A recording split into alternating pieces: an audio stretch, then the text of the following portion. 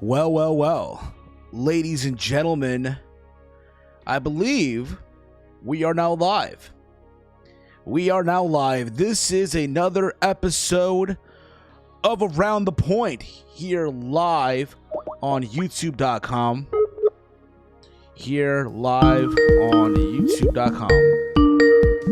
Ladies and gentlemen, thank you all for tuning in tonight. If you are new to the channel, hit that subscribe button down below. Give the video a big old thumbs up. Share it throughout your entire social media platforms, ladies and gentlemen. It is Sunday, February 28th, 2021. And as always, I am the fat fuck himself. I am Steve. And I'm here joined all the way in awesome Sacramento, California. I almost said San Diego. I don't know why. I got a cousin out in San Diego, so there's that too. I also have an aunt out in in Pasadena, so there's that too. My John Draper, my mother flower, the one, the only Dave Sack. Dave, what's up, brother? How you been, man? I can't hear what you're saying, brother. Your audio's muted right now. Your audio's muted right now, brother. You might need to unmute your mic real quick, if you can. I got the music in the background. It's okay. It is what it is. Just unmute your mic real quick, brother. I'll get back to you in a sec.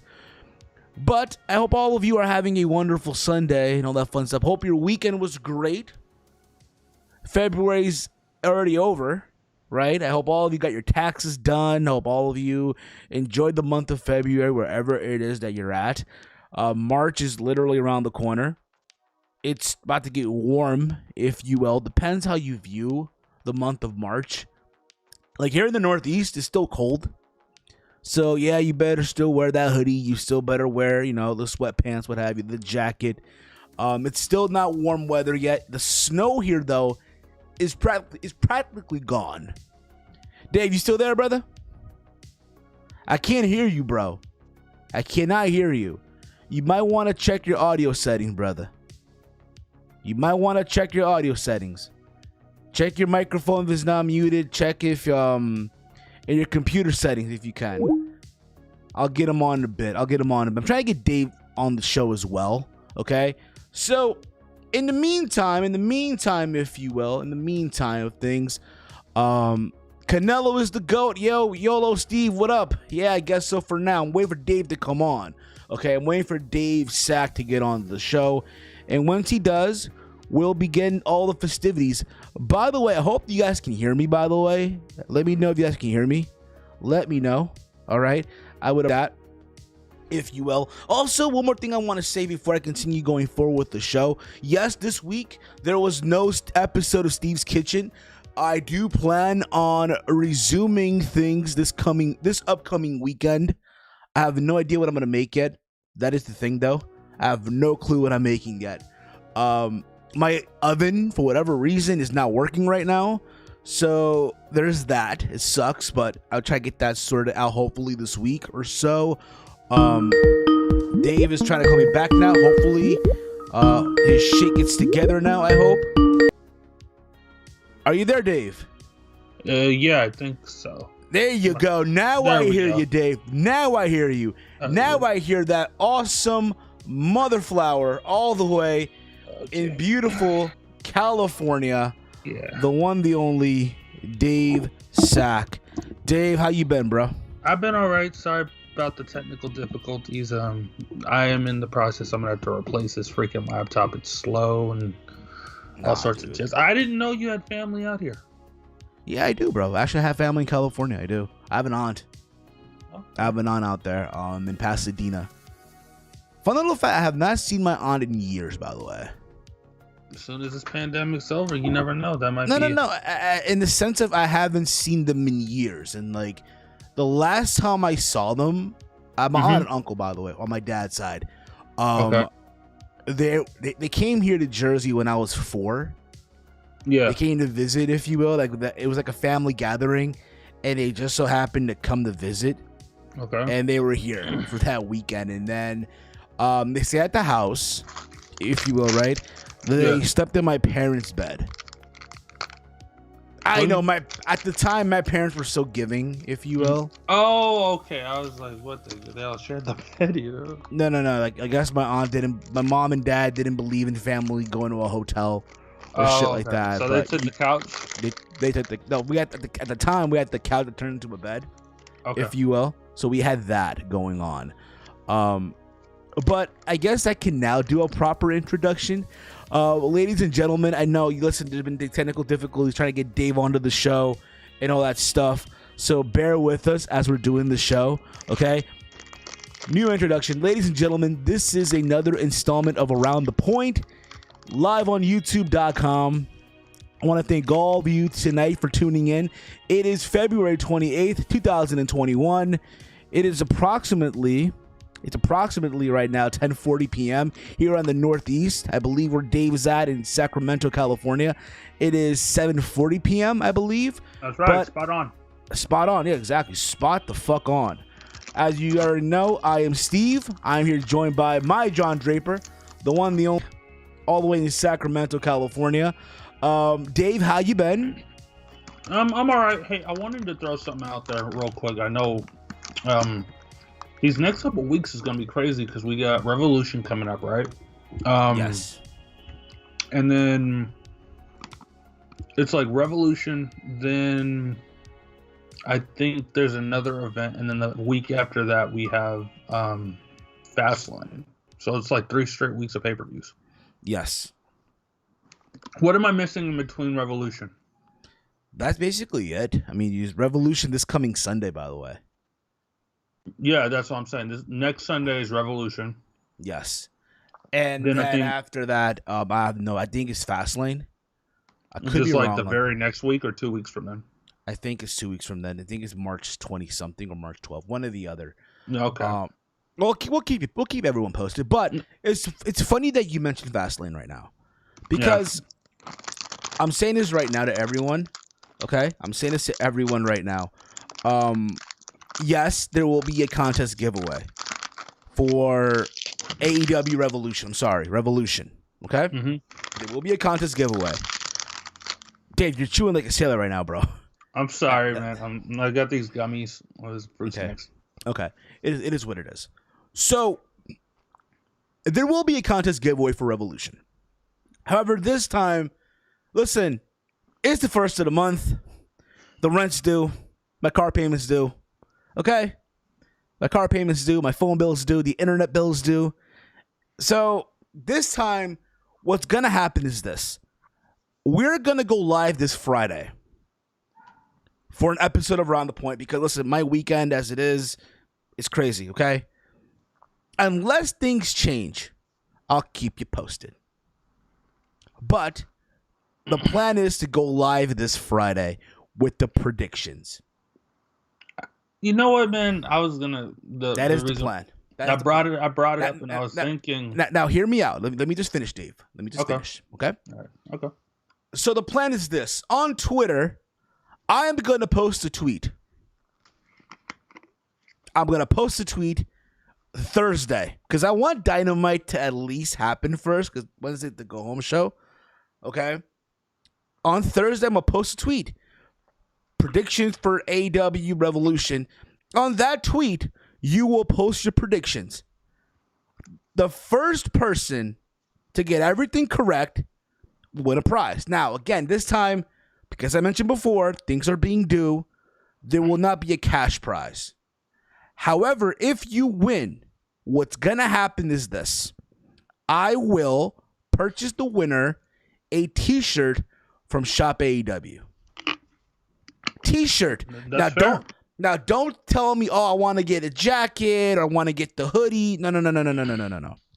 T-shirt. How much do those t-shirts normally go for? Like $25, $24 around there. That's fair. Okay. I think that's fair. I think that's fair enough. That is fair. That's better than what I was gonna do. Well, what are you gonna do, Dave? I would suggest like whoever wins, then the next week's Around the Point, we have it scheduled for a cameo to announce the winner. Because you could get a cameo for about the same price. Probably so. By the way, how is the stream coming off, by the way? Because it says here the stream settings apparently is poor. Let me check. Which I don't understand how. I was looking at the clip notes, so I gotta pull them up. Tension right now. I don't know how, but it is what it is. I mean, listen, let me know. I'm looking right now. Let me know how I'm coming off right now. Let a motherflower know how I'm coming out. Any feedback from the chat? I mean, no. Hopefully, I'm coming out good. Yeah. Let me watch the playback. Let me watch the playback right now. I'm pulling it up on my phone. I'm pulling it up on my phone too. I'll race it to it. Come on. We're good. We're good. Okay, you beat me. I beat you to it. We're going good. Let me get that piece of shirt. Nah, man. This shirt right here. This is. Let me tell you something right now. This T-shirt that I'm wearing right now. This Pizza Planet T-shirt. Yes, it's a reminiscence of Toy Story 1. I grew up on that movie. Okay, part of my childhood. This is, believe it or not, a Target exclusive. Target top of the line, pal. Okay. Let me tell you something. Target top of the line. Okay. I used to hear like back in 2017, 2018, there were talks of making Pizza Planet an official restaurant within like Disney World. Apparently, I think it is in Disney World. Now I don't know about Land. No, not Land, but like that should be that should be a real thing amongst the Disney lands and worlds or whatever. It's just like it's a perfect idea. And I'm pretty sure prior to that, you could get pizza at Disneyland. You know, I would do it. Yeah. So that is what's gonna happen. Okay. This Thursday, I'll post a tweet. Okay. Post your predictions. But you gotta have Twitter. You gotta follow me on Twitter as well. Mm-hmm. You have to like that tweet and retweet it, and then in the comments post your predictions. Speaking of predictions, I'll just throw this out, like, because it's gonna happen before around the point on Friday. Who you got between Shaq and Jade versus Cody and Red Velvet? I just forget everything else. I get what you're saying. Match. Why is that even happening on the Go Home show? Why is this not happening on the pay-per-view? That's my question. Why is Cody being placed in a ladder match for a championship that he already won? That is something we'll never know. It is what it is. Last night for me was crazy because I went out with my shorty to watch the Canelo fight. So yeah, there's that. You were live to watch the fight? No, I didn't go live, bro. That was in Florida. I was like, whoa, man. They were fighting him. You know who was there live? Apparently, Andrade and Charlotte Flair. They were live at the Hard Rock. Again, they're in Florida, so apparently the fight was in Miami. They were there. Okay, it's fine. I mean, listen, bro. They were in the Hard Rock Stadium, dude, where I think Miami FC plays. I could be wrong on that. I don't know, but bro, they don't give a fuck out there, dude. Yeah, Miami's turning into the. I seen a lot of people that were in the stadium with no masks on and shit. Again, it's an outdoor venue. It makes you think what's gonna happen with WrestleMania. But anyway, listen, this is not about that. Okay, right. This is not about that. They're not about the fact. They were there. It's awesome. Again, Andrade's Mexican, Canelo's Mexican. So again, it's all that fun stuff. I thought the fight overall was Canelo just showed dominance. The guy he fought, whose name I forgot, did not even fucking throw a punch.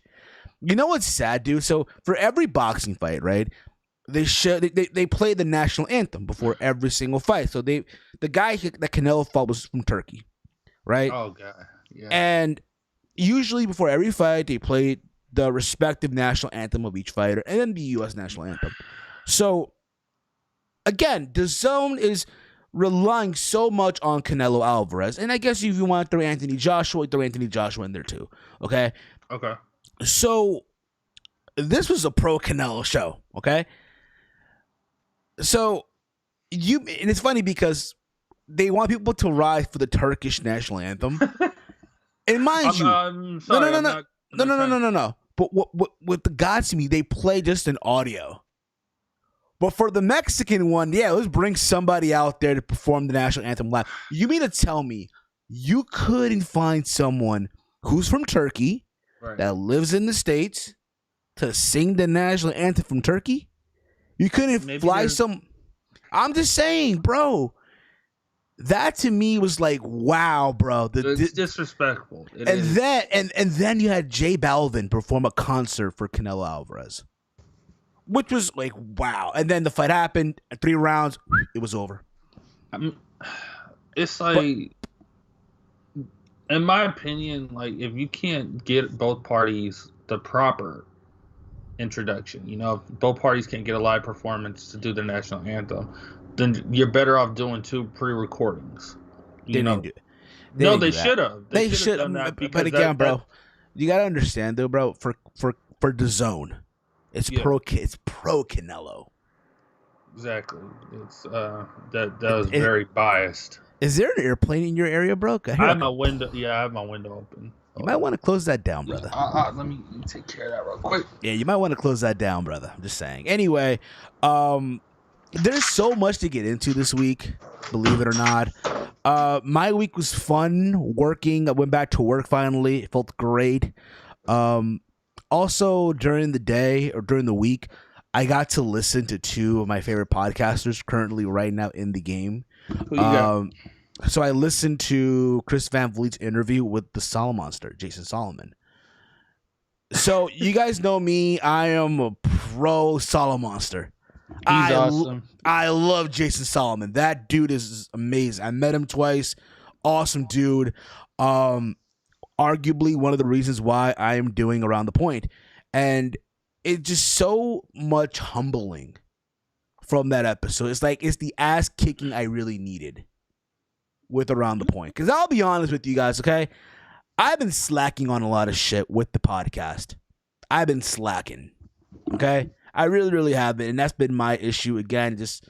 But again, listening to Solomon Monster talk with Chris Van Vliet was very humbling.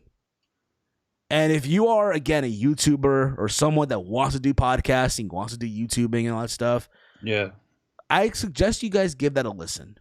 Okay. I need to give. There's so much insight, so much information, and again, just so fucking awesome. Do you think Ryan Garcia has a chance against Manny Pacquiao? I don't know. I don't even think the fight's even happening, but we'll see. Anyway, listen, dude. There's so much to get into this week. Like, there's so much to get into. Before we begin, I want to take this time to give our condolences to the family and friends of Jocephus. You guys may know him in NWA as the Question Mark. Yeah. Yes. Real name Joseph Hudson. He passed away from a undiagnosed medical issue on Wednesday. Give that about a month. We'll find out. Yeah. So, here's the thing. There's no information how old he really was. I want to say, dude's probably in his early 40s or so. He leaves behind a son. Wow, man. Yeah, that's crazy to think. You think about a couple weeks ago, Brody died. Like a month ago or so, Brody died. Yeah, leaves his kids, and now here's another one, dude. Like, damn, bro. It's a sad thing, Like, I think the one thing that is like, because I really hate talking about like this type of stuff, but it's like, no matter what negative situation there is, I always try to find a positive in it, and I think the major positive from, like, for example, the passing of Brody Lee was just like AEW set the bar in regards to like handling a death, a talent or like a staff member's passing, a passing, and like making sure that the family's taken care of. Like yeah, they did. The mere fact that like that kid has a job for life. No matter if he's gonna be a character on TV or not. Like that, or even if like when he gets older. He doesn't. Maybe his life decisions are different. Maybe he doesn't want to pursue a wrestling career. Exactly. By the time he's 20, by the time he's 21, he's gonna know enough about the business that like he'll know if he wants to stay there or not. Yeah. Exactly. I think that's also the message too. I think that's also worth noting as well. But it's kind of crazy to think like, and again, my Wednesday was going normal. Mm-hmm. And then Corvin, shout out to Michael Corvin, by the way. Okay. Hits me up with the DM, like, just let me know about the information that, oh my God, this dude died. Yeah. It's like, here's the thing about it. And again, there's been talks about the NWA. Apparently, their YouTube channel, all the videos are. That's another thing that happened. Have been privated. Apparently, they're coming out with new content. Apparently, everything is gone. No, apparently, it's not gone. It's just been put in private. Okay. So there's that. And the fact that, it's one of those things when I watch Power, my favorite character on the show was the question mark. I think it was everyone. Let's be real about it. The question mark was to Aaron Stevens what Damian Mizdow was to The Miz. Fair enough. I wasn't a regular watcher of Power, but I did have a few top talents that I was interested in. I did like Eli Drake, of course. L.A. Knight now. That's his name. I did like it. Yeah. I was a big fan of him. The Tim Storm. I liked that story that after he lost the belt to Nick Aldis, and he was just like, if I can't win, I'm not gonna challenge for it. So I thought that was cool. And then I did like Aaron Stevens, aka Damian Mizdow. Yeah, absolutely, yeah. He was a good talent, overall, no matter where he was going. He knows what he's doing. Yeah, of course, he knows what he's doing. So I love the question mark, and it's sad to really hear what happened to him. It's unfortunate. He'll be missed. Absolutely, he'll be missed. It's crazy because everyone and their mother gave the little tribute on Twitter. So the wrestling world reacted to this, and everyone wrote something. So I'm gonna read you some tweets that people wrote that are from the wrestling world. Okay. If you will. This is what they're saying. Nick Aldis, who is the current NWA World Champion, wrote, "Heartbroken, goodbye, my friend. I have so much more to say, but I need time," with a black heart as an emoji. Matt Hardy, who, as you all know, is in AEW, wrote here, in quote, "Was shocked to learn about the passing of Jocephus this morning. Worked with him in 2016 at Impact Wrestling. He was a very kind, very creative guy. My condolences goes out to his family. Hashtag rest in peace, Joseph Hudson." James Storm writes here, "This will hurt for a long time. The hard thing about wrestling Jocephus was trying to not laugh at the silly stuff he would do and try to pop you during the match. He will be missed. Little unknown fact, he helped me with voice writing material for the DCC videos back in 2015. Whenever he was doing that whole Oh yeah. Yeah. So there everybody wore the white mask. Yeah. So Elijah Burke, aka Pope D'Angelo Danell, writes here, end quote, "Thinking about the talks I've shared with Jocephus, aka the question mark, over our short period of times working together at NWA, I always found him to be upbeat, positive, and gentle, and oddly funny. Really gonna miss him. His smile, prayers to his family. Pope has spoken." Drake Maverick writes here, "Saddened about the passing of Jocephus. He was a total gentleman.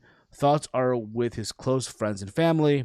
Impact Wrestling even wrote here, "We are deeply saddened to learn the passing of Joseph Jocephus Hudson. We offer our sincerest condolences to his friends and family." Adam Pierce writes here, "Godspeed, Jocephus Hudson. Rest well, sir." Aaron Stevens writes here, "The world is a better place because you are in it. Life is kind of like wrestling. It's the moments that count. We shared them in the ring, in and out of the ring. I love you, brother." The Blue Meanie writes here, "Really bummed out to learn of the passing of Jocephus, aka the question mark. Joe was a good dude. I was fortunate to have a great conversation with him at the last WrestleCade. May he rest in peace. So sad." Rebel writes here, "Rest in power, Jocephus. You were one of the sweetest, supportive guys. I'll remember you this way." As you guys don't remember, in season 1 of Dark Side of the Ring, he portrayed Bruiser Brody. Fun. Oh, wow. And season 1 of, so if you remember, so if you ever watched Dark Side of the Ring, which we'll get into just a sec here, so in Dark Side of the Ring, so whenever they did like the whole reenactments of like certain moments, right? Yeah. He was Bruiser Brody for the Bruiser episode, for the Brody episode, basically. So there's that. There's more here, by the way.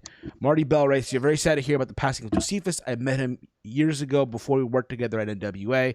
He always had a smile on his face and it was always so fun to be around. My condolences to his family, especially his little boy. He will be forever remembered. Karate." Mr. Spectacular right here, Jesse Goddard, for in case you guys don't know, just learned about the news about Jocephus, aka the question mark, from NWA. He was an amazing, kind, and considerate man, and I will miss him greatly. My deepest heartfelt condolences to his family and friends. May he rest in peace. And the last one here is Mariah Diaz Gomez. I am heartbroken to find out about the passing of Jocephus, our beloved question mark. He was an incredible person, a huge sweetheart, and a pleasure to be around. Best wishes to his friends, family, and fans. May he rest in peace. His legacy will live on forever.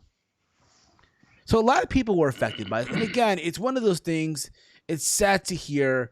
It's one of the. You hear the thing about it too. That's where else I'm looking here right now. Like, it's one of those things also where you think about what's happened this year with the pandemic and some of these characters that have gone on to, you know, it makes you worry if like that played a role. Not even that, but I think it's one of those things where you look at the guys that were in the NWA before the pandemic, right, hit and all that stuff, and where they've went, right, and then here's him who's a talent that got over in that audience, right, and people that watched that show, and it's sad to see someone like him didn't get the chance to go to, let's say, even in AEW. Yeah, because like within like the past couple of months, the roster got like that. They got robbed basically. Like they were down to 11 talents altogether. Like the roster for NWA only had 11 people, and he was of the 11 people. Yeah, I heard about that too.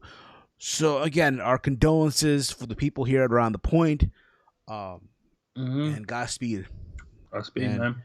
So let's move the topic here a little bit. I'm reading the comments here as well. Silver Surfer writes, "Yo, Steven, thanks for that recipe. My girl loved the food, and we had such a good time, if you know what I mean. Hopefully your Valentine's Silver Surfer was a good one, if you know what I mean. That was a good dish. I did somewhere out there, Ghetto Heel Steven has to be proud of you, if you will. So, Dave. Yeah, what's up? So, this week, I've seen a lot of triggered wrestling fans, dude. About what? There was a lot of stuff that happened. So, I don't know about you, but the Wrestling Observer awards came out. And here's the thing about it. Listen, I've learned a long time ago, these awards aren't handed by Dave Meltzer or Bryan Alvarez. These are fan-voted, if you will. So the listeners, the listeners of the Observer, vote on these categories. That explains a lot. So basically, a lot of people who are very biased of those two guys' opinions. You can say that. Fair enough. Because I mean, like, I saw. I'm drinking a Kickstarter. By the way. Yeah. Blueberry pomegranate. Mind you, I'm a Game Fuel guy, and my job ran out of Game Fuel, and I was not about to drive over to Wawa to get some. So, I got a Kickstarter today, which is already gone. Anyway, so the awards came out like 2 days ago or so, and yes, I posted a tweet with a laughing emoji, like ha ha, because to me it's hilarious what everyone's reaction is. So, here's the thing. We're going to talk about these categories, okay? If you will. We're going to talk about these awards, all right? So these were the 2020 Wrestling Observer Awards. And if you want to break them down, we'll talk about them, okay? Wrestler of the Year, Jon Moxley. Listen, he's had some good matches. Say what you want about him. And again, it's only a matter of an opinion. He's had some good matches. I'll give him that. 2020 was better than like the But I'll say this though, his world title matches, the finish of his title matches as AEW champion to me were uneventful. In my opinion. The only one, his only title defense that I really give a fuck about, like the finish, was Eddie Kingston. He put him to sleep. Yeah, that's the only one that I. Plus, the build to that one was good. It's like Eddie Kingston, like it's weird because it's just like he always he really gives off the vibe he gives off this attitude and vibe like he doesn't have a lot left in him, and it's just like every opportunity that he has kind of feels like the last one. Yeah. You know what I'm saying? Yeah. So female wrestler of the year, Bayley. I understand that one. Hey, she was the longest reigning SmackDown champion. Tag team of the year, the Young Bucks. Bias. I mean, hey, man, this is the fan base. Yeah. Most outstanding wrestler of the year, Kenny Omega. I guess. Most improved wrestler of the year, Britt Baker. Most underrated wrestler of the year, Ricochet. Most overrated wrestler of the year, Bray Wyatt. Rookie of the year, Pat McAfee. Does that even count? I mean, he's had a good year. Dude, okay. I'm gonna say this. Who would you put? If that counts, then for 2021, watch that award go to Bad Bunny. Nah, I doubt it. What he's gonna have? Because you gotta understand. Because you gotta understand. The listeners of the Wrestling Observer do not give a shit about Bad Bunny. Yeah, I know, but you understand what I'm saying? Like he's like Pat McAfee matches were like one-offs. But they're impressive as fuck though. You wouldn't think someone. Dude, no, don't get me wrong. Like very impressive. I'm just simply I'm being sarcastic here. What I'm saying is like I wouldn't be surprised if it. Because, he's not a regular active wrestler. Yes, he pulled off some amazing stuff, being able to do, to be in War Games and shit. Yeah. But it's just, I put him in the same category as, the celebrity wing, of the Hall of Fame or whatever, And it's just, him, it's going to be a completely different level of performance, but it's just, technically right now, Bad Bunny's a rookie. He's a rookie, and he's going to have his debut match at Mania. Fair enough. So let's continue going with this, all right? Okay. Best non-wrestler of the year, Taz. High flyer of the year, Ray Phoenix. Technical wrestler of the year, Zack Sabre Jr. Most charismatic wrestler of the year, MJF. Move of the year, Kenny Omega's One-Winged Angel. It was protected. I'll give him that. Yeah. Feud of the year. Jon Moxley versus Eddie Kingston. I'll take it. I guess so. If you got to go off of the Observer, and that's going to be heavily AEW based, I'll take that. Okay. Worst feud of the year. Bray Wyatt versus Braun Strowman. No. The worst. This is per the Observer the worst feud of the year. Dude, Britt Baker and Big Swole was worse than that shit. Yeah, it was. Britt Baker and Big Swole was worse than this. Match of the year. Kenny Omega and Hangman Page versus the Young Bucks for the AEW tag titles at Revolution. Okay. I would have said, honestly, for me, Walter versus Ilya Dragunov from Thank NXT you. UK. That was to be the match of the year. It's a match. A match is good when WWE post a video on their YouTube channel with everyone reacting to the match. Yeah, just saying. Worst match of the year: Bray Wyatt versus Braun Strowman in Wyatt's Swamp Fight. Again, Big Swole versus Britt Baker in the dentist's office. Yeah, that happened last year. Best weekly show of the year: Dynamite. Mind you, in this category, also nominated was Being the Elite and AEW Dark. Okay, that's not fair. I agree with you on that. To me, if we're gonna count weekly web episodes, then you might as well put in NWA Power before the pandemic happened. But it is what it is. Worst weekly show of the year, Monday Night Raw.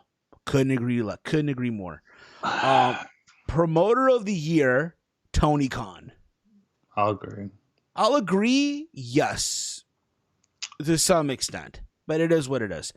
Best promotion of the year, AEW. Worst promotion of the year, WWE. Keep this in mind. This is an award normally won by New Japan. Right. Keep that in mind. Best promotion normally won by New Japan. No, I'm this year. Like, worst promotion of the year, WWE. No. Okay, so who's it for you? Worst would be Impact. I would disagree we're on talking. We're strictly talking 2020. It's got to be Impact because, like, no. The only reason I say this, think about the adapting that both companies, AEW and WWE, did with everything that was going on in 2020 with the pandemic, and it's like that's one reason I'm actually surprised he didn't add on like an award for cinematic matches. You know, he just threw them in worst and best and stuff. But it's just like. But here's the thing: I felt Impact had a good year though. And again, this comes from someone that watched the show here and there. Like I watched Impact last Tuesday. I'll get into it also during the show because there's a lot to cover about that also, if you will. Yeah, but the draw to watch Impact didn't happen until the working relationship with AEW. Yeah, but even that, like, I feel like the wrestling here and there has always been good. But we'll continue. You wouldn't know. You wouldn't know unless you were a regular watcher. Let's continue with this, okay? Okay. Best major show of the year, AEW Revolution. Surprised it ain't okay. The Royal Rumble 2020 was amazing. Yeah, but again, you know, it is what it is. Yeah. Okay. Worst major show of the year, WWE Super Showdown, Sweet Saudi Money. Yeah. Gimmick of the year, Orange Cassidy. Worst gimmick of the year, The Fiend. Best announcer of the year, Excalibur. Get the fuck out of here. When did NXT get Bad News Bear back? I would say like summertime almost. I'm just saying he does an amazing job. I guess so, but they gave it to Excalibur. I know. I want to laugh, but it is what it is. Worst announcer of the year, Michael Cole. Have they not seen Tom Phillips? But it is what it is. Most disgusting promotional tactic of the year. WWE firing employees during a pandemic where they were setting profit records.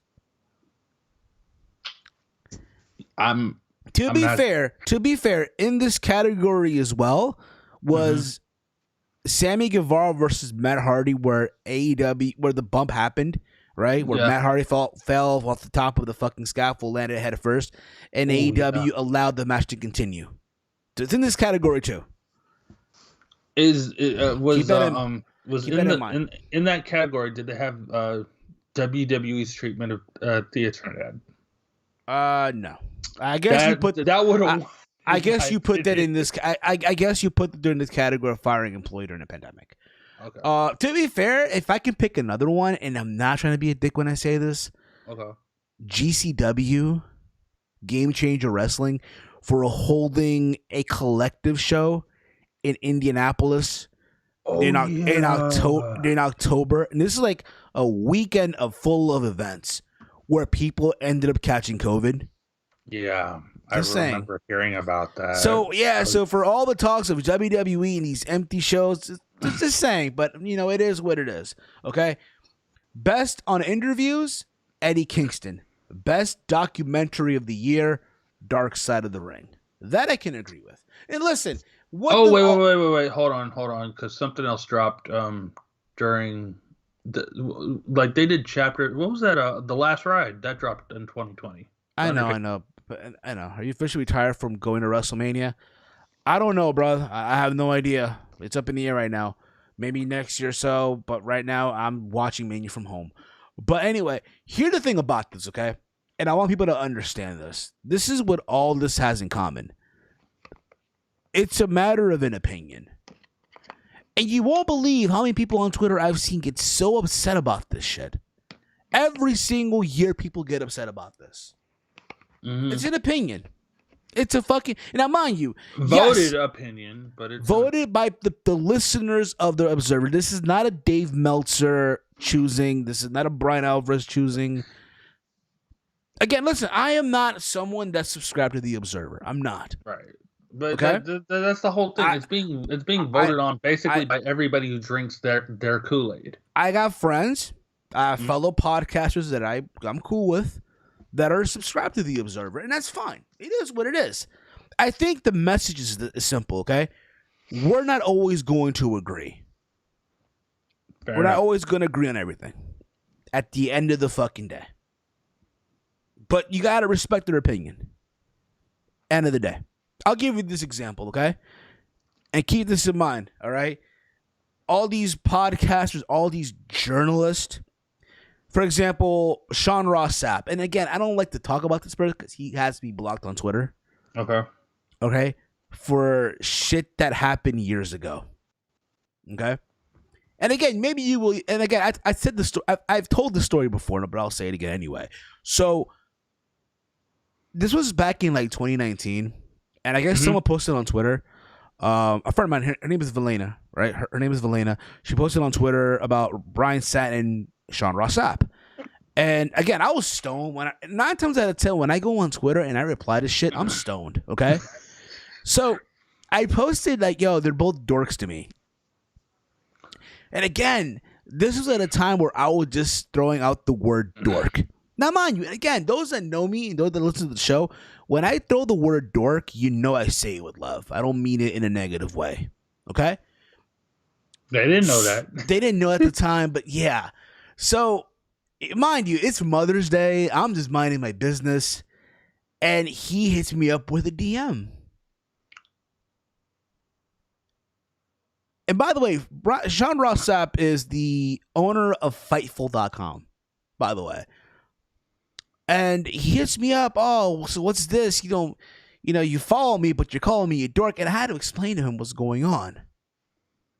And then we got into this whole Twitter exchange back and forth where he thought I was clout chasing. And no, that's not the case at all, bro. Listen, I am humble. Listen, I am humble with what I have. I'm humble about it, okay? I'm humble as shit.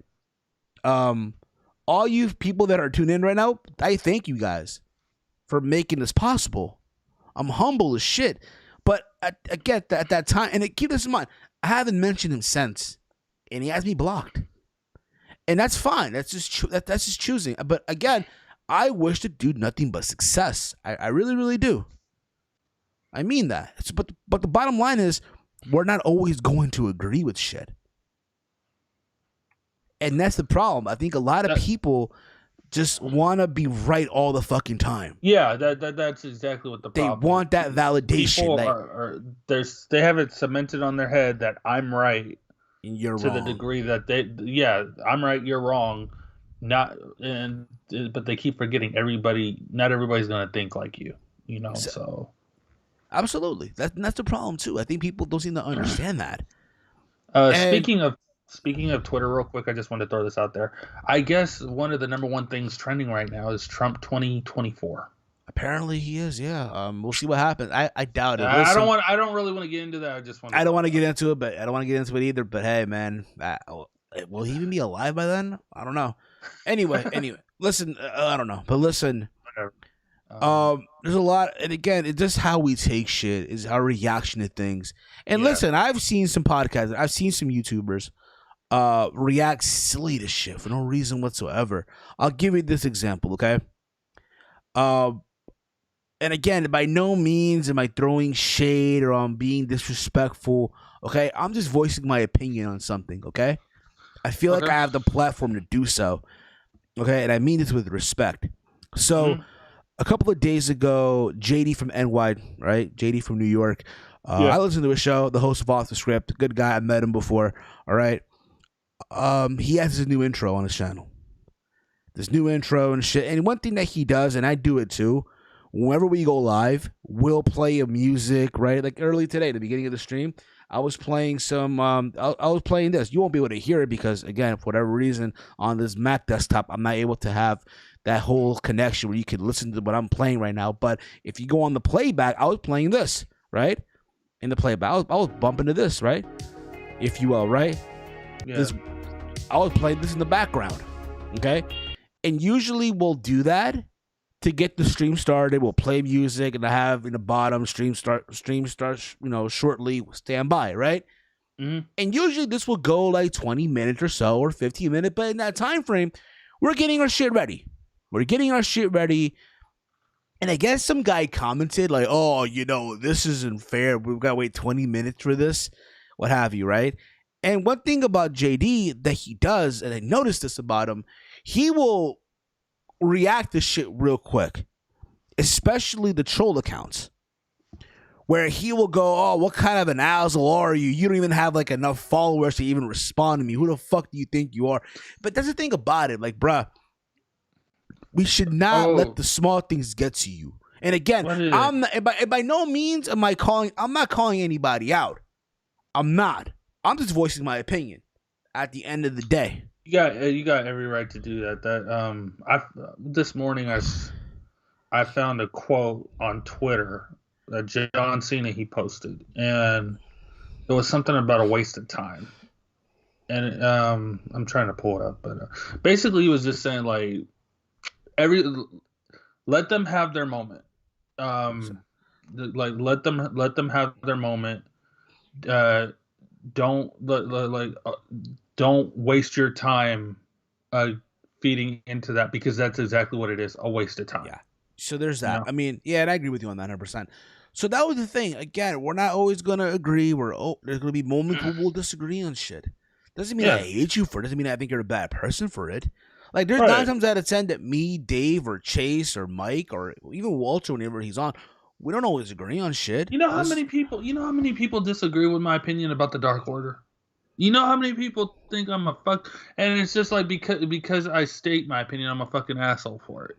But you know what? It doesn't mean I hate anybody. It's like, yo, that's your opinion that like what's going on with the Dark Order is wonderful. You know, it's wonderful that they're baby faces now and everything. I personally am of the belief of after Brody Lee's passing, it's like not sooner or later, like by the end of the year, they need to disband. That's my personal opinion. That's how it's been ever since he passed. You know, but it's just like I'm just using that as an example. Like anytime I post about that, I get nothing but heat. I get nothing but like mass hysteria of like, dude, you're an asshole, you're heartless, this and this. And it's like, dude, like people say that to me and it's like I'm just like, okay. Like I don't hate nobody for it, you know, exactly, and it's like why should I? That's my opinion. I'm entitled to it. And if you're gonna sit here and say that is the best thing in the world for that, like what they're doing now is amazing and they're saints and everything because Tony Khan books them, you know, the way they do as comedy. Like, okay, like that's what they're doing. That's your opinion to support it. This is my opinion to oppose it. But I don't hate you for it. And anybody who takes their time to be like, you know what, your opinion is wrong. You're an asshole. You're a jerk. I just hit my headphones making a statement. You know, like stuff like that. If you got it in you to not just state your opinion, but then in turn, like put down someone else for having an opposing opinion, you're wasting your time, you know. So it's like I don't like that people do that. Facts. 100% on that. 100%. Anyway, let's move on because there's so much to get into this week. So let's talk about. So I did watch on literally last night as I came back home from work. I saw Kenta versus Jon Moxley. How was that? It happened finally. It happened. Moxley versus Kenta officially happened for the IWGP US title. Fun little fact: the match was done in the LA dojo. Okay. It was taped. Believe it or not, it was taped back in December. So they had this shit in the can for a while. They literally had that match in the can for a while. Keep this in mind. Kenta at Wrestle Kingdom wrestled defending his briefcase against Satoshi Kojima. Oh man! Even though the match with Moxley already happened. Yeah, like, dude, imagine if someone would have got hurt building up to that shit. But it already happened though. Like, no, I know. Kenta went to AEW, and the match already happened. The only way that could really work. This is just me logically speaking. The only way they had to record more than one finish. They had to. And the only reason I say that is because Wrestle Kingdom wasn't recorded before this. And you never know down the line, someone could have got...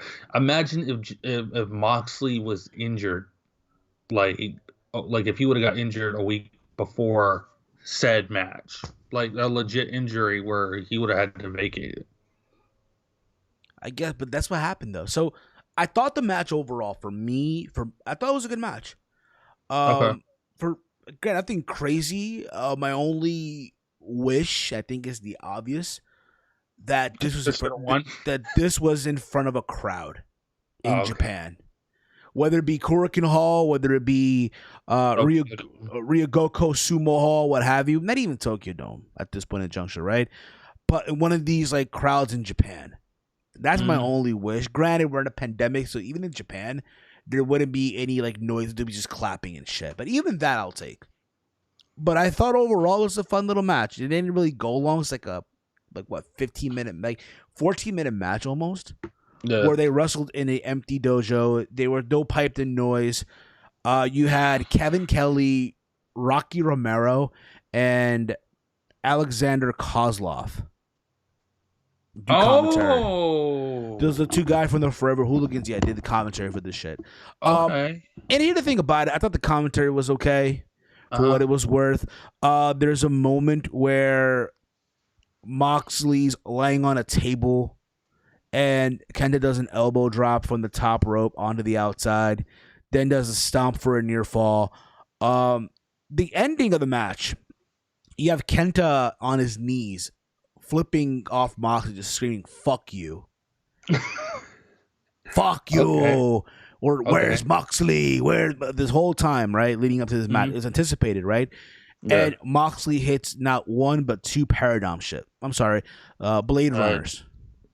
Yeah, the Blade Runner. That's the lifted one. But again, in New Japan, that's what they call the finisher, the Blade Runner. Yeah. Right? In AEW, it's the paradigm shift. Now, what shocked me, and I'm pretty sure everyone else, that Jon Moxley got the win.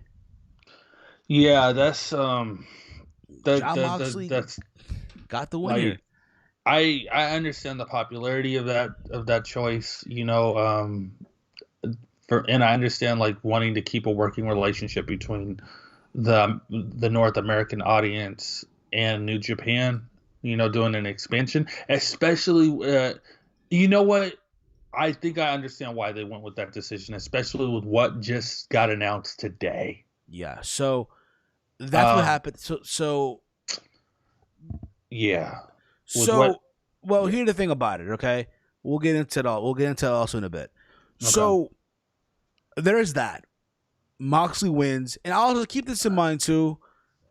When you have Jon Moxley show up to AEW with the U.S. title, and they're acknowledging this match, mind you, this Sunday coming up, or next Sunday, what have you, right? Oh yeah, he's having that barbed wire match for the AEW World title. Barbed wire. Yes. So if you're if you're AEW, have the match, but you better make sure this guy comes out strong. So there's that. Now it's funny because apparently Tanahashi did an interview in Japan. He talks about an interest in getting a shot at that title. Once Moxley comes back, once Moxley is able to come into Japan and all that stuff. Or maybe, who knows, maybe now that New Japan and AEW have this working relationship, and again, there's talks about hospitalization and positivity rate of COVID going down, and hopefully real soon everything gets open again. Yeah. There's a possibility that maybe it'll happen in the U.S. soil. Who knows, really? But I thought the match, for what it was worth, it was a pretty good match. Now, mind you, they fought in an empty dojo. There was no piped in noise. You heard everything. All the shots, all that, you heard it. So there was that, if you will. Now, I did hear the news that apparently they're going to be merging both the IWGP. They already did it. Intercontinental title. Yeah, they're doing it at the next show. It's going to be Kota Ibushi versus El Desperado going at it. I guess it's for all big marbles, so we'll see what happens. No. It's already announced that it happened. No. So the two titles have. Yeah, but now. Yes, but this Thursday it's the anniversary show in New Japan. Okay. So every anniversary show, the IWGP World Champion always goes at it with the IWGP Junior Heavyweight Champion.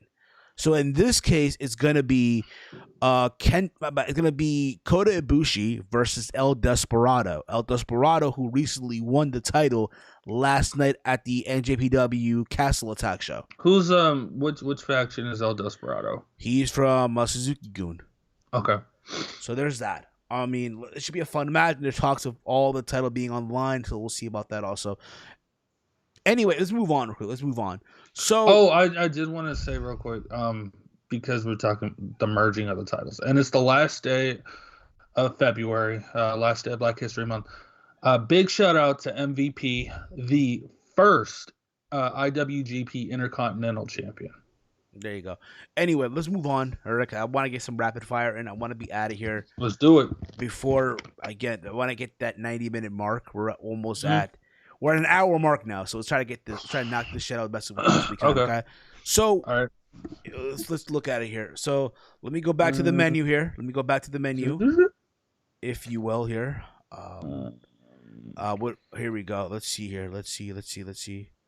God damn it. Here. I'm looking. I got the list. I have the list here. So apparently this coming Monday on Raw is going to be Bobby Lashley versus The Miz for the WWE title. I am excited about that, but they're overhyping it. I'm happy for it. Listen, I think Bobby deserves the opportunity. Okay?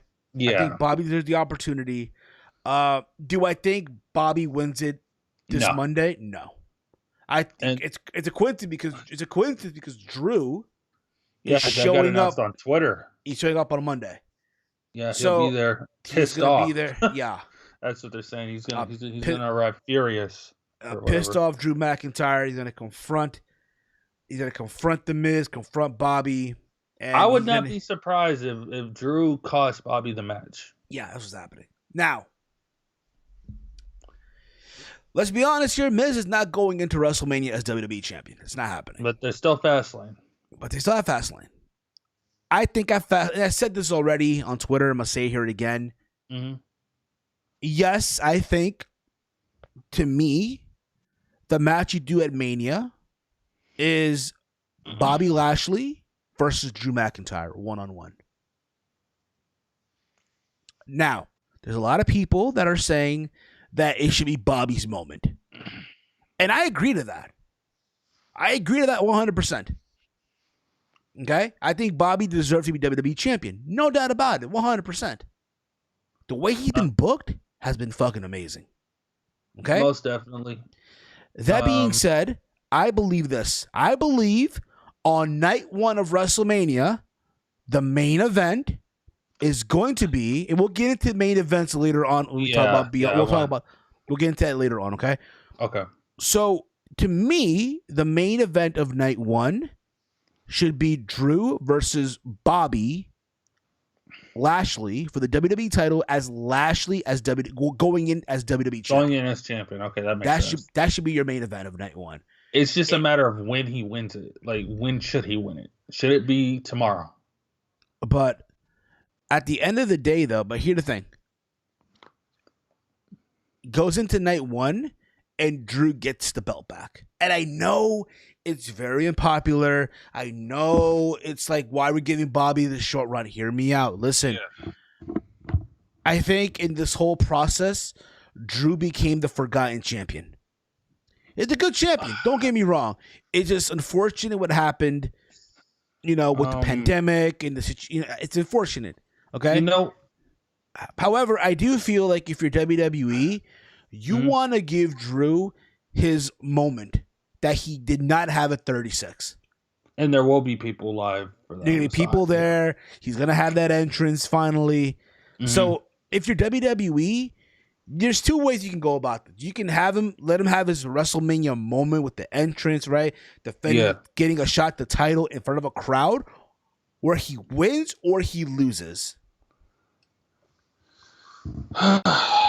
It's tough because it's just like I agree with you on that one. Either way, that like I think Lashley, I want to see Lashley with that belt rather walking in or out of Mania as champion, and like that's real for me. The thing about Drew, because he does deserve the moment, and I know like we are gonna have somewhat of a real crowd in attendance for Mania. He does deserve the moment for being the champion during the pandemic when there was no crowd. Yes. But, like, I think his big moment is going to be another year from now. And the reason I say that is... because the Cowboy Stadium? No, it's not just that. I'm just thinking credibility-wise, I don't see anybody beating Roman Reigns except for Drew McIntyre. Maybe so, but again, I think with Roman, you want to establish somebody, whoever beats him. And I said this before. To me, Drew's already been established. Yeah, right. He won the title. He beat Brock. Yeah. Right. He beat Brock. Yeah, he's the guy. He beat the guy who beat Brock during the Mania that most people don't want to remember now. Exactly. But put it this way. WrestleMania 36, Night 1 and Night 2 is the new WrestleMania 11. You just don't talk about it. No, the only things that are going to be worth remembering are the two cinematic matches. That's it. Like if you don't remember the Boneyard match and the Firefly Funhouse match, like you're tripping. Like those two were the most fun out of all however many combined hours. Like that's all I can really say. I agree in the comments here. Why does anyone else care? This is from Corbin, by the way. Why does anyone else care about Meltzer Shitty-based awards? We've known for years that what Dave and his fan base like. So why is any of this WON awards shit a surprise to people? Because it is. Just the reaction of people is priceless at times. Anyway, let's move on. So back to this whole thing, though. Again, I think at the end of the day, you do Drew and Bobby. Miz is not going to be involved in the title picture. I'll be shocked if he is. I'll be shocked. If he is. I don't want to see too many like multi-person. I don't either. Matches. But I think you do Drew and Bobby at WrestleMania, and it's one of those two outcomes. One of those two outcomes that happen. But Lashley's moment needs to happen though as well. In regards to tomorrow, Miz is still gonna walk out with the belt by disqualification or some shit. I think by disqualification. He's losing it at Fastlane. That's my opinion. And the reason I say that, Miz is a better promotional person for the company, and the Fastlane is gonna be the first Peacock based pay-per-view. Well, apparently, it's going to be both on Peacock and the WWE. Yeah. It's going to be on both, and then Mania will be exclusive to Peacock. Yeah. So it's just also. So it's a corporate move. Exactly. Moving on here as well. So WWE recently announced the latest Performance Centers class. Yes, I'm happy about this. So this is like the biggest class that they've announced, right? So this is what they said on the website. The largest class of recruits in WWE history as reported for training at the WWE Performance Center in Orlando, Florida. The group also includes the most female recruits of any class ever at 10. The class brings a variety of backgrounds to the training facility and includes second-generation talent, independent wrestling standouts, and recruits with experience in a range of sports. So the first person here is Bronson Rechsteiner. The son of former WCW and WWE Tag Team Champion Rick Steiner comes to the WWE from the gridiron at 6 feet tall and 230 pounds. He is an All-American running back at Kansas State University. So the son of Rick Steiner, basically. He's gonna do good. I hope he does, for everyone's sake. The next one here is Kira Magan Foster, Frooster, also known to wrestling fans as Taya Valkyrie, is an 11-year veteran of the Squared Circle, a classically trained ballerina. Ballerina. Yeah. Foster learned wrestling under Landstorm before breaking out in Mexico for the AAA promotion.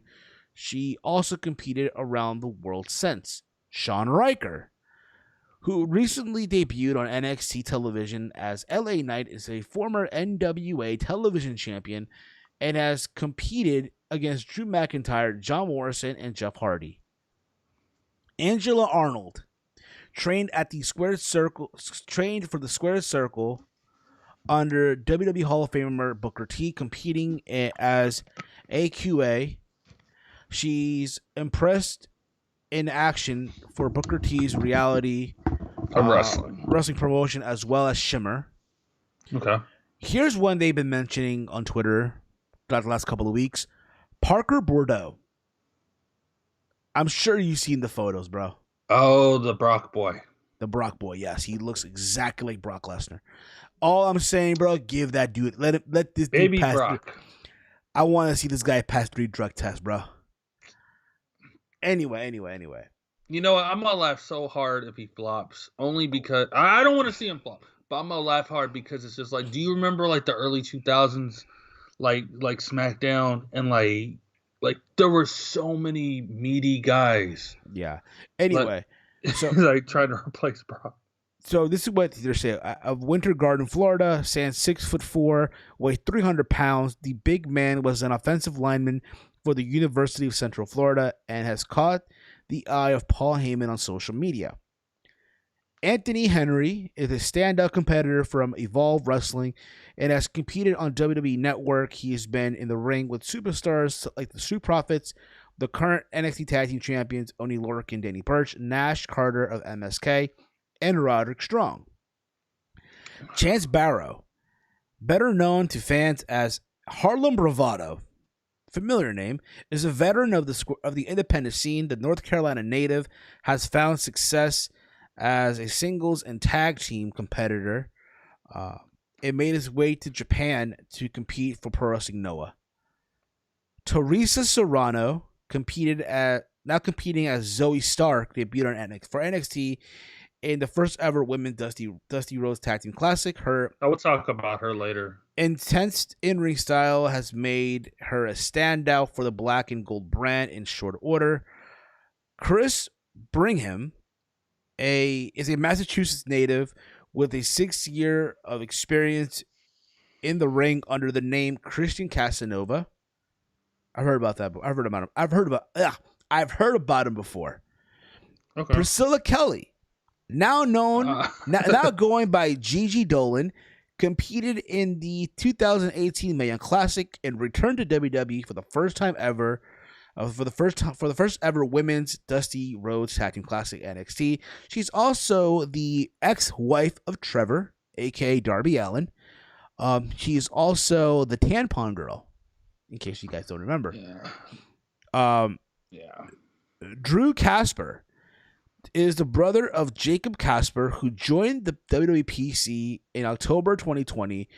The 285-pounder was the 2-time All-American heavyweight wrestler for Orbiton University and was the number 1 seeded wrestler in the NCAA Division III tournament before it was canceled due to the COVID-19 pandemic. Mm-hmm. Brianna Coda, also known as Coda Jade, is a 19-year-old Illinois native. She's only 19 years old. Holy shit, dude. Well, Paige was like 18 or 19 working with her. Who's been competing in the ring since 2018 and debuted for NXT in the Women's Dusty Rhodes Tag Team Classic. Yeah. Kristen Hubel is a former college cheerleader who has broken out on the independent scene in recent months. The Tennessee native made a name for himself under the name Blake Christian in promotions such as Pro Wrestling Guerrilla and Game Changer Wrestling. He's also wrestled on Impact Wrestling, wrestling against Trey Miguel? No, Ace Austin and Trey Miguel. I think Austin. It was. Yeah. So familiar name, good for him. Go ahead. Matrick Belton played Division I football for the University of South Carolina and has attended training camps for the NFL Philadelphia Eagles. He has prepared for the rigors of the ring by training at the Combat Zone Wrestling Academy in New Jersey. Cameron Clay has been competing in the ring for 4 years under the name Cameron Bryan, and has been in the ring with the likes of NXT Shotzi Blackheart. Joe Areola is a 25-year-old amateur wrestler from Oak Park, Illinois, an undefeated state champion and national champion in high school. Areola wrestled for the University of Buffalo in college, qualifying for the NCAA tournament in 2016. Taylor Grotto, a Clearwater Beach, Florida, competed as Avery Taylor for promotions like Evolve and Shine. And this is the last one. Carissa Rivera of New Jersey has made a name for herself on the independent wrestling scene for promotions like New and Women's Wrestling Revolution. So out of these announced talents, one thing that's kind of interesting, but I mean it's typical WWE. Taya getting signed drew a few heads on Twitter. A lot of it was praise and congratulations, like from people like Conan, people from TNA, Impact, and so on and so on. But like, I know I saw a tweet from a few people, including Gail Kim, basically like, oh, so like you can only credit her for like wrestling around the world when she's a former champion. You know why, dude? And this is WWE being petty in a way.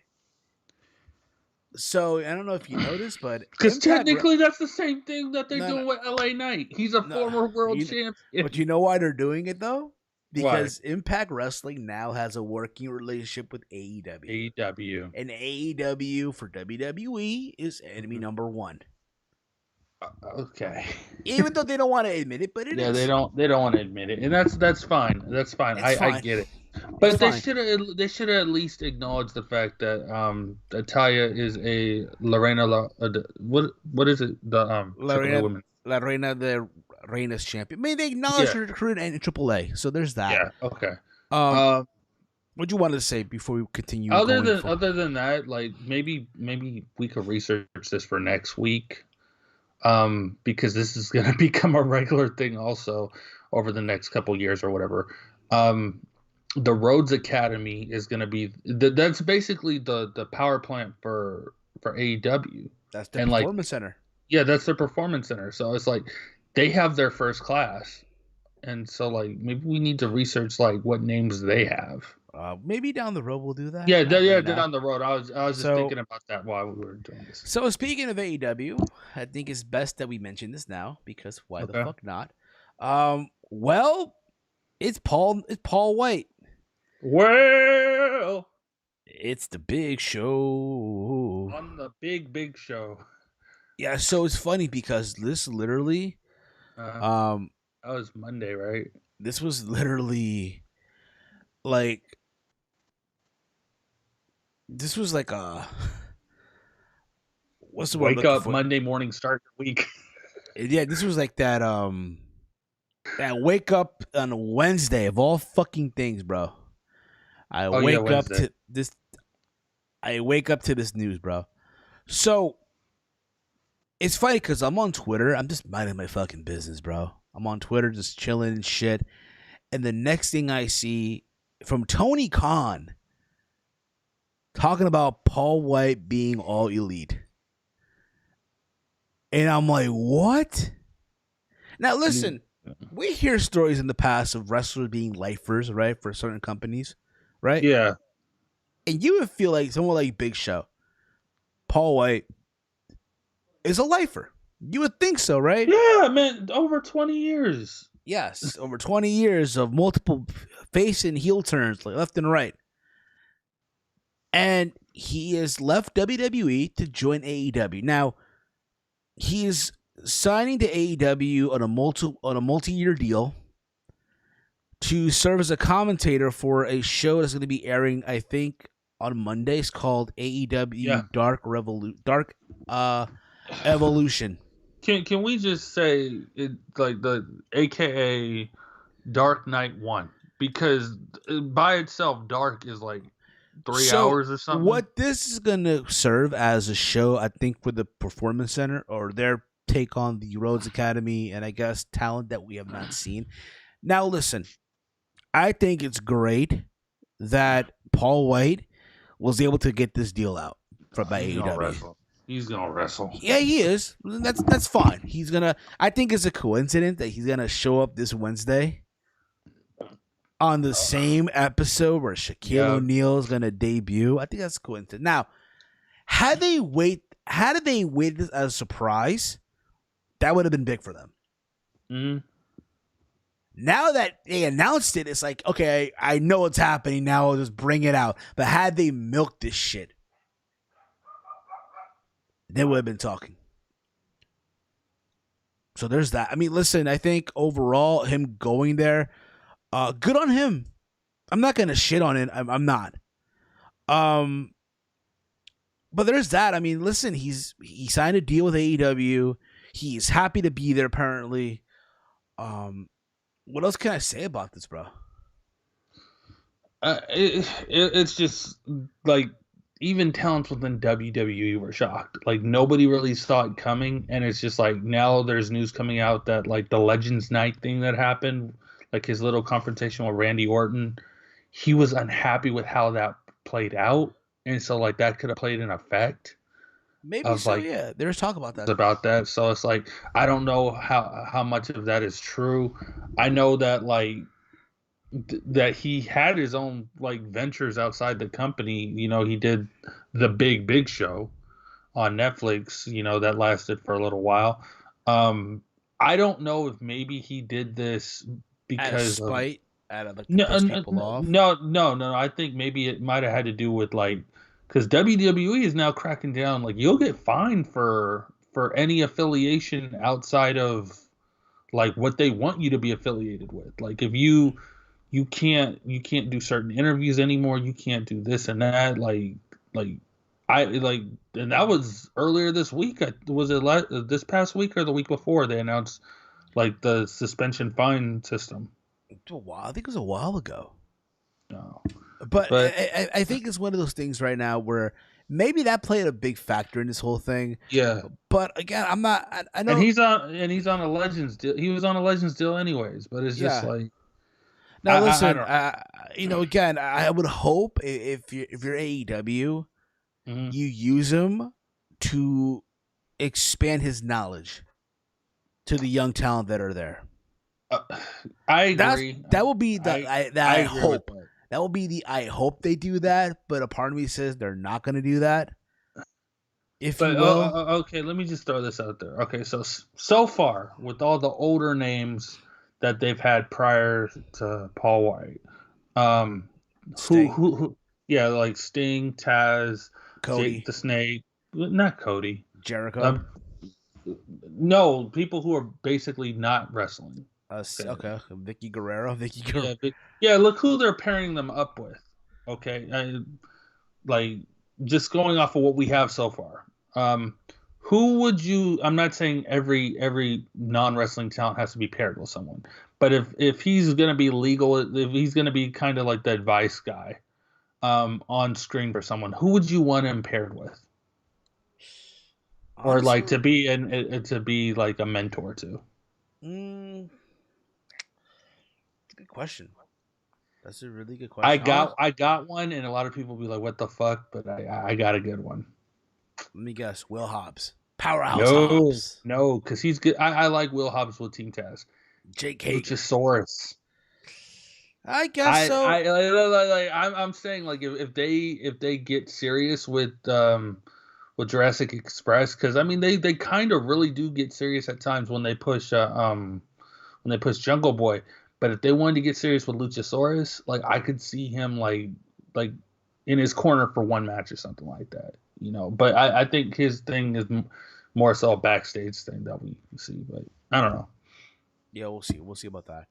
But again, good for him. Let's see what happens. I know he's going to be doing commentary. Speaking of signings with WWE, I know it's not fully announced. It wasn't announced on the website. Did you hear Davey Boy Smith Jr.? He finished up his previous deal with MLW. MLW wants to go back. We'll see. I mean, I'm not sure if it's going to happen or not. I mean, it'd be cool, but we'll see what happens. Okay. What else we got here on the menu here? We're trying to get some rapid fire here. God damn it, if you will. Let's see. NXT. So I did watch the Santos Escobar versus Karrion Kross match. I thought, man, if that's all you watched, you missed some shit. I saw the ending of the Adam Cole, and I saw that. All night long, they played up. Why do I want to call him Trevor Lee? Cameron Grimes. All night long, they played up Cameron Grimes, and like, okay, so I'll just sum it up real quick. He had a tablet, and so you saw it then. Apparently, he was watching Ted DiBiase. He made a little kid dribble basketball, and he paused the video. Then he offered some random schmuck like $500. I think. No, $1,000. He kept offering people $1,000 to dribble the ball. $1,000, and they did, but he didn't watch the entire video. But that was going on the whole night. Like they did this like 3-4 times. It was just freaking hilarious. And then the last time, he let one guy dribble the ball once, and then he knocked him out. But then he just threw the money at him anyways. And I'm just like, but the thing that was funny about it is that the whole time he's like, Ted DiBiase, you're not going to get one over on me. And so I'm starting to wonder, like, are they really going to put the $1 million championship on this fool? I don't think they are, dude. I think there's some cool things about nostalgia, yes. But I don't think we're going to go all out on that. I mean, I want to see them use that Josiah theme song as his entrance. I want them to the Kiss My Grits. Yeah. There are some people who are that like it's on Twitter. It goes around. He's getting the nickname GameStop Grimes. Yeah. I know they can't say that, but I love that. Yeah. So let's get this out. So I did watch Santos Escobar versus Karrion Kross. Yeah. I thought that it was I like that they started off in the parking lot. Mm-hmm. It started off as a street fight, right? Mr. Santos, as he would refer to him as, right? Yeah. Came out of the parking lot. It's like this whole time you had Kross fighting from the bottom, trying to fight not only Santos Escobar but also Legado de Fantasma and Joaquin Wilde and it was a 3-on-1 all night. Who's the other? Raul Mendoza. I keep butchering the dude's name. I don't know why. DJZ. And... What I did like though, and this is just me. There's just details sometimes, right? Yeah. I loved how Santos Escobar was picking on the body part, like in this case, the shoulder of Karrion Kross throughout the match. Yeah, because he used the truck thing and it landed down on it. Now I'm pretty sure in the past they've worked together in Mexico. I want to believe that they have. So dude, they both worked Lucha Underground together. Yeah, I know that too. Yeah, but these White guys Bunny. Again. Yeah, so these guys just gel together amazingly. But what I liked also about this is, hey, here's Santos Escobar, who's the cruiserweight champion, getting out of that realm. It's a good side of the cruiserweight division, because for a fact someone like him is worthy of more than just being titled the cruiserweight champion. Yeah. Going back to a few other things that happened on NXT, noteworthy. Dexter Lumis put Johnny Gargano to sleep. He like cleanly did it. He he did this choke slam like sleeper Triangle combination. choke. Yeah, Yeah, the triangle choke combo, and he just like he legit put the champ to sleep in a non-title match. Indy Hartwell apparently has a crush on Dexter Lumis, and Beth Phoenix said hashtag index. So who knows if that's going to be a thing. But another thing, there was the tag match between Drake Maverick and Killian Dane. I saw versus, that. I saw that. You there, Dave? Grizzled Young. That's what happened after the backstage. Yeah, I'm here. You're cutting off a little bit. Say that again. Can you hear me? Yeah, I hear you now, but just say that again. Because you were cutting off a little bit there.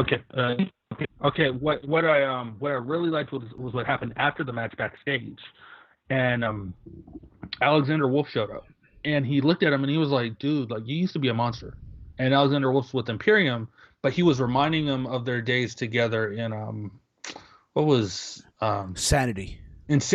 And so like I'm thinking that's a seed that Killian Dane's gonna turn heel again. Maybe so. Like go solo. Maybe so. I mean, we'll see what happens with that. What I did also see was the ending, Adam Cole's explanation. Yeah. And to me, it just came out like something that you would see in Ring of Honor. Yeah, it was very.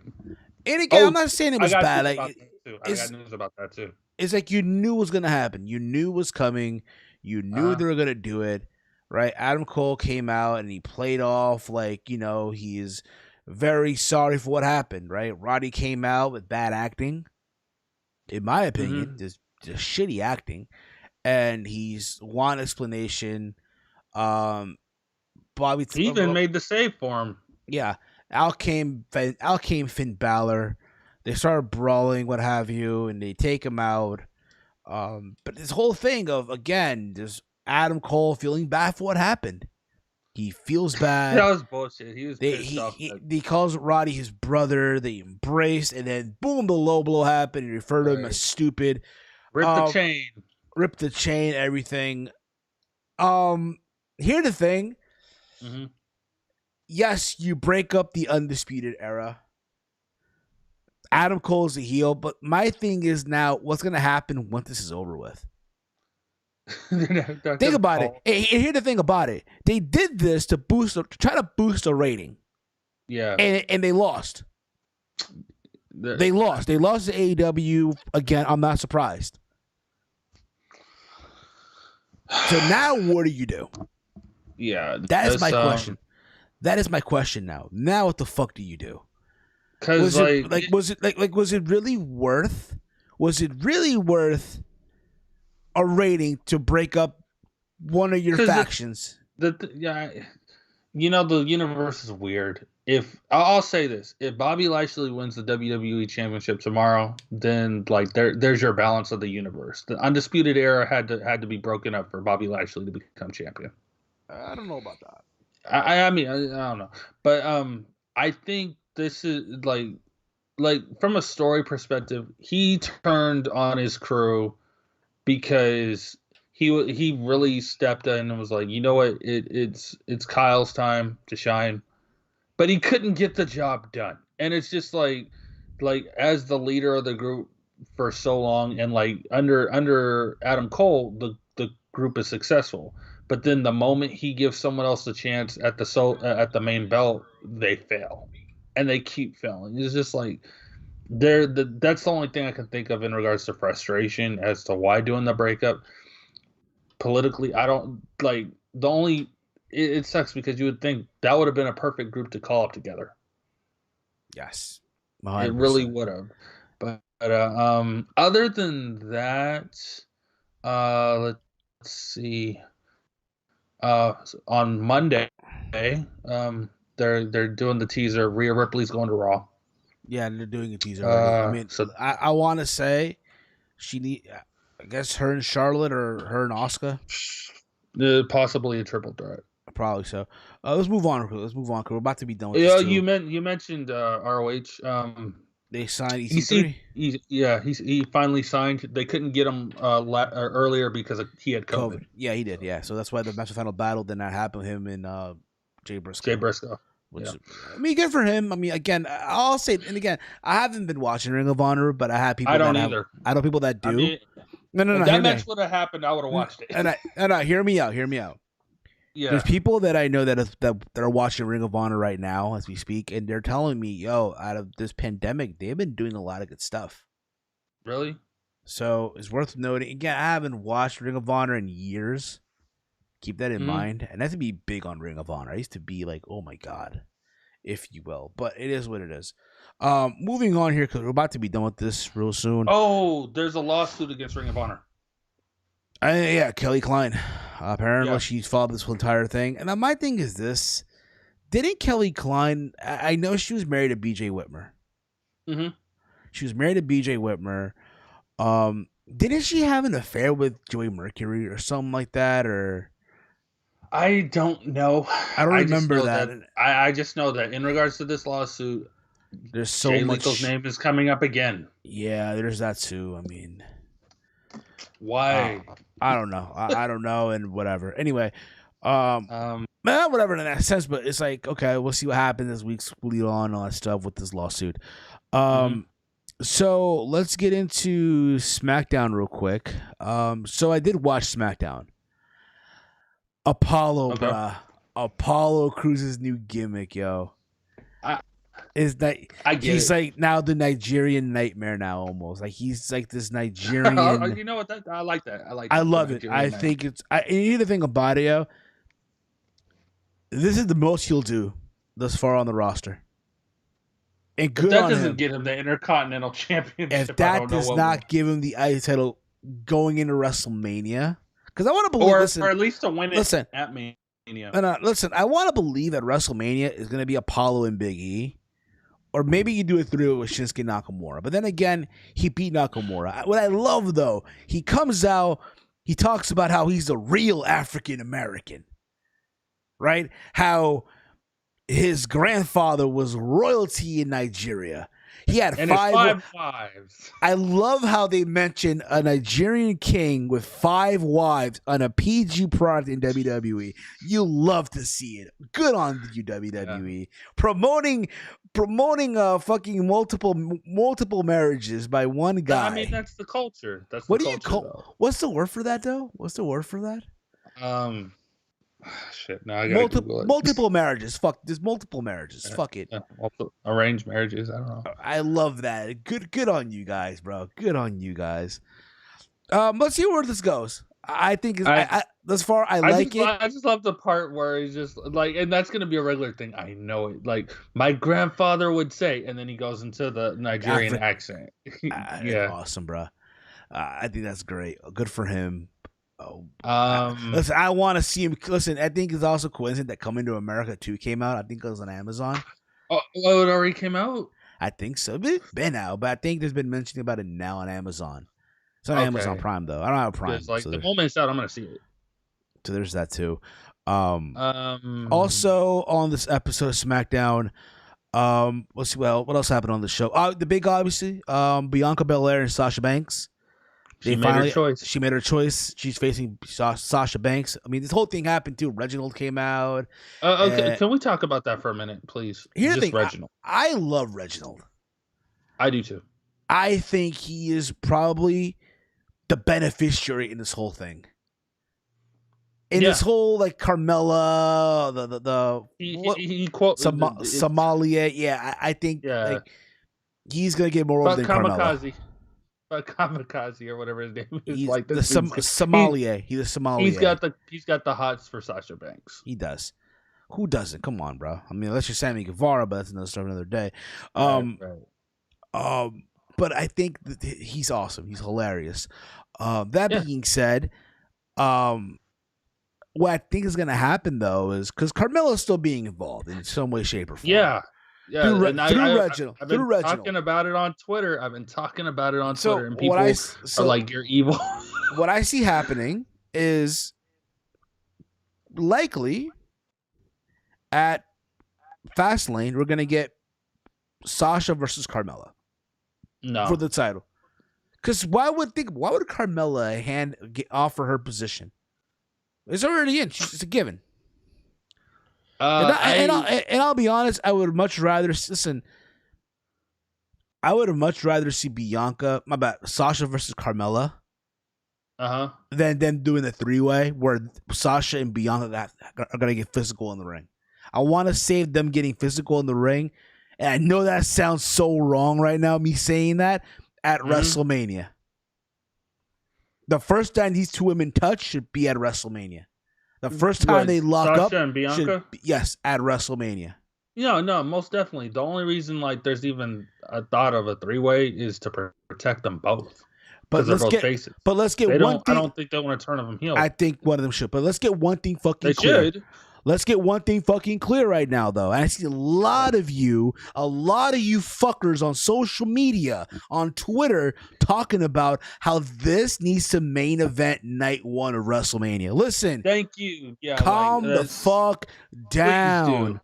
All of you fuckers, all you hashtag activists out there, let me play this for you right now. Congratulations. You've been worked. Yes. You all been worked. Listen. By the way, I really think that should be that should be the quote title of Tama Tonga's podcast.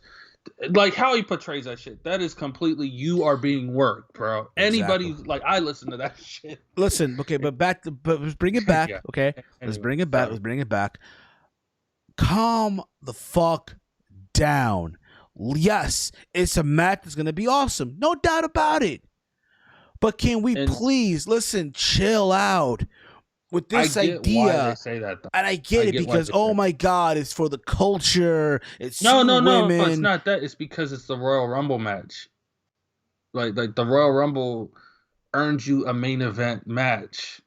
And now there's 2 nights at Mania. No, you know what it is, bro? The fact that there's 2 African American women wrestling for a championship at WrestleMania. Right. That's why everyone that's why everyone now is jumping on the hashtag activism movement now.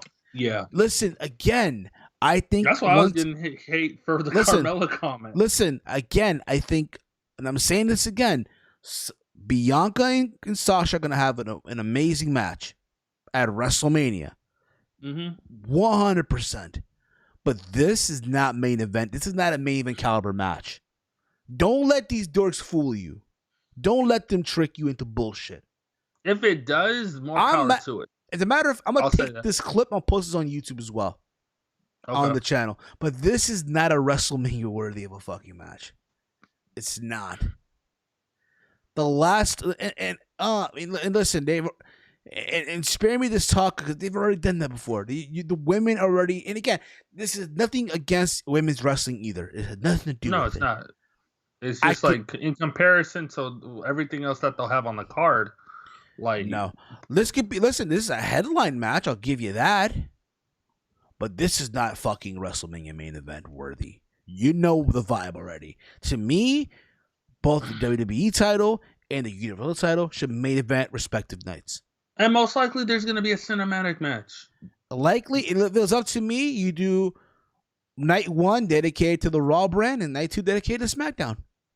Fair enough. In between, you put NXT. In between, you put an NXT match if you want. Oh, that was the other thing. Finn Balor, he thought about that. He in an article, in an interview, he wants to defend the belt at Mania.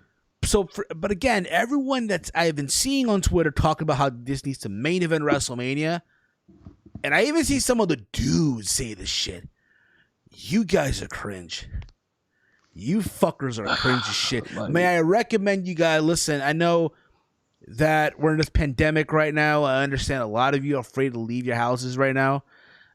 May I recommend you guys go on a little drive in your car, pull the window down a little bit, get some fresh air. Yeah. But this is not WrestleMania main event worthy, bro. It's not. I get it. These are 2 beautiful women. Yes, they're both African American, and it just so happened this happened at the very end of Black History Month.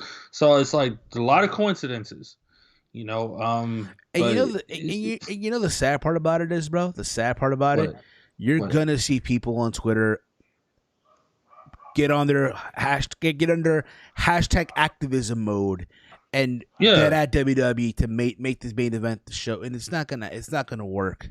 No, it's Okay, not gonna work, man. Like, if for that to have worked, like there would have had to have been like Bianca and Sasha both separately would have had to be on fire to the degree of Becky Lynch, like throughout 2020. Like they would have had to have been the hottest thing the company has, and that's not the case. facts. It's not, man. It's not the case. They're both good talents. You know, I honestly think that Fastlane we're gonna get Bianca versus Carmella, not Sasha. I think it's gonna. I think Bianca's gonna put her title shot on the line. I don't know if she'll win. I don't know if she'll lose, but that's my thoughts. But in regards to it, they're both good talents, but they're not drawing as main events right now. I don't see that now. So there's that too. Anyway, let's move on. Let's move on real quick here. What happened after? Yes. So. Oh wait. There's the main event. The main event. Yes. SmackDown. What are you gonna say? What happened after? What are you gonna say? It was no, because like it's in relation to what happened with the main event. So yeah, Daniel Bryan and Jey Uso. Where Yes. but keep this in mind, they already announced Bryan and Roman at Fastlane. So we're just getting this match, to my understanding, or was it like if Bryan wins, he gets his match at Fastlane? Okay. So originally on SmackDown, if he won, because that's how they opened up SmackDown, he made the challenge to Roman, and Jay attacked him to open up the show, and so like Adam Pearce made it official, like yo, like because like the original plan that they were saying throughout the show was it was gonna be Bryan and Edge versus Roman and Jay. That would have been the match. I would have been okay with that for Fastlane. But Daniel Bryan like manned up. It was like, no, man, I want like I like had you waited until like if you were the real champion that you were and you're supposed to be a main eventer, then like you would have waited to have the title match and as the main event in Elimination Chamber. Solid point. But so it's like Adam Pearce was like, if you win against Jey Uso, you got the match, and it went to a no contest because they both got double count out. Yeah. So there's that too. So yeah, Bryan with the double count out, and I guess on Talking Smack, there was like a whole thing with Paul Heyman and Bryan, where I guess Bryan referenced CM Punk and talked about how he's going to remind Roman that he is the real best wrestler on the. And again, something that he was called even when he was on the independent. Yeah, scene. yeah. I mean, even before. Listen, it's cool. It's awesome. I didn't think it's kind of crazy to think that they're going back to the same event. 6 years later, they're back at the scene of the crime, Fastlane, Roman and Bryan again. Now this time the roles are now, I guess, reversed in a way. Well, not really, because they're both baby faces at the time. Now Roman's the heel. Yeah. Bryan's the face. People want to see as Bryan, I guess, have his moment, right? But it's not gonna happen. Let's be real about this. Right. And I know there's people that want to see Bryan and Edge. That's fine too, but it's not going to be for the championship. I'm okay with that too. So basically, on Talking Smack, a few things happened. One, they Roman, through text message, told Paul Heyman to tell Bryan that he offered him a rematch for this coming Friday. So this coming Friday, it'll be Jay versus Bryan. If Bryan wins, he's in for Fastlane again. But if he loses, then he has to admit to Roman that basically what he always wants everybody to know: I'm the head of the table. I'm your tribal chief and stuff like that. And Bryan's like, I'll take that, and I'll even shake his hand if I lose this match. But he one-upped it and he said this match has to be in a steel cage match. So Jay versus Bryan is going to be in a steel cage, and if he wins, then he goes to Fastlane. But the interesting thing that I liked was he opened that segment of Talking Smack kind of taking a shot at both Edge and Roman. And he said, in combination, the two guys set to main event WrestleMania right now have only wrestled 3 matches this year. And I'm like, it made me think for a minute. I was like, fuck. Like, that's some deep shit. That's some deep fucked up shit. Because like, no disrespect to Edge, it was a feel good moment for when he came back in 2020. It was a feel good moment when he won the Royal Rumble at #1. But look at what Daniel Bryan's done since he came back. Like, this dude came back from career-ending shit, you know. Just and like then Edge. he wrestled, yeah, just like Edge. But he wrestled regularly, like every week, and like that was the point that he was trying to make. Is like he's a regular, and like we have a part timer, and then we have Brock Lesnar done right. That's what our story is. And like some people were defending this because I posted about this on Solo Monsters page, stating that like, well, Roman's there every week and he only wrestles on pay-per-views.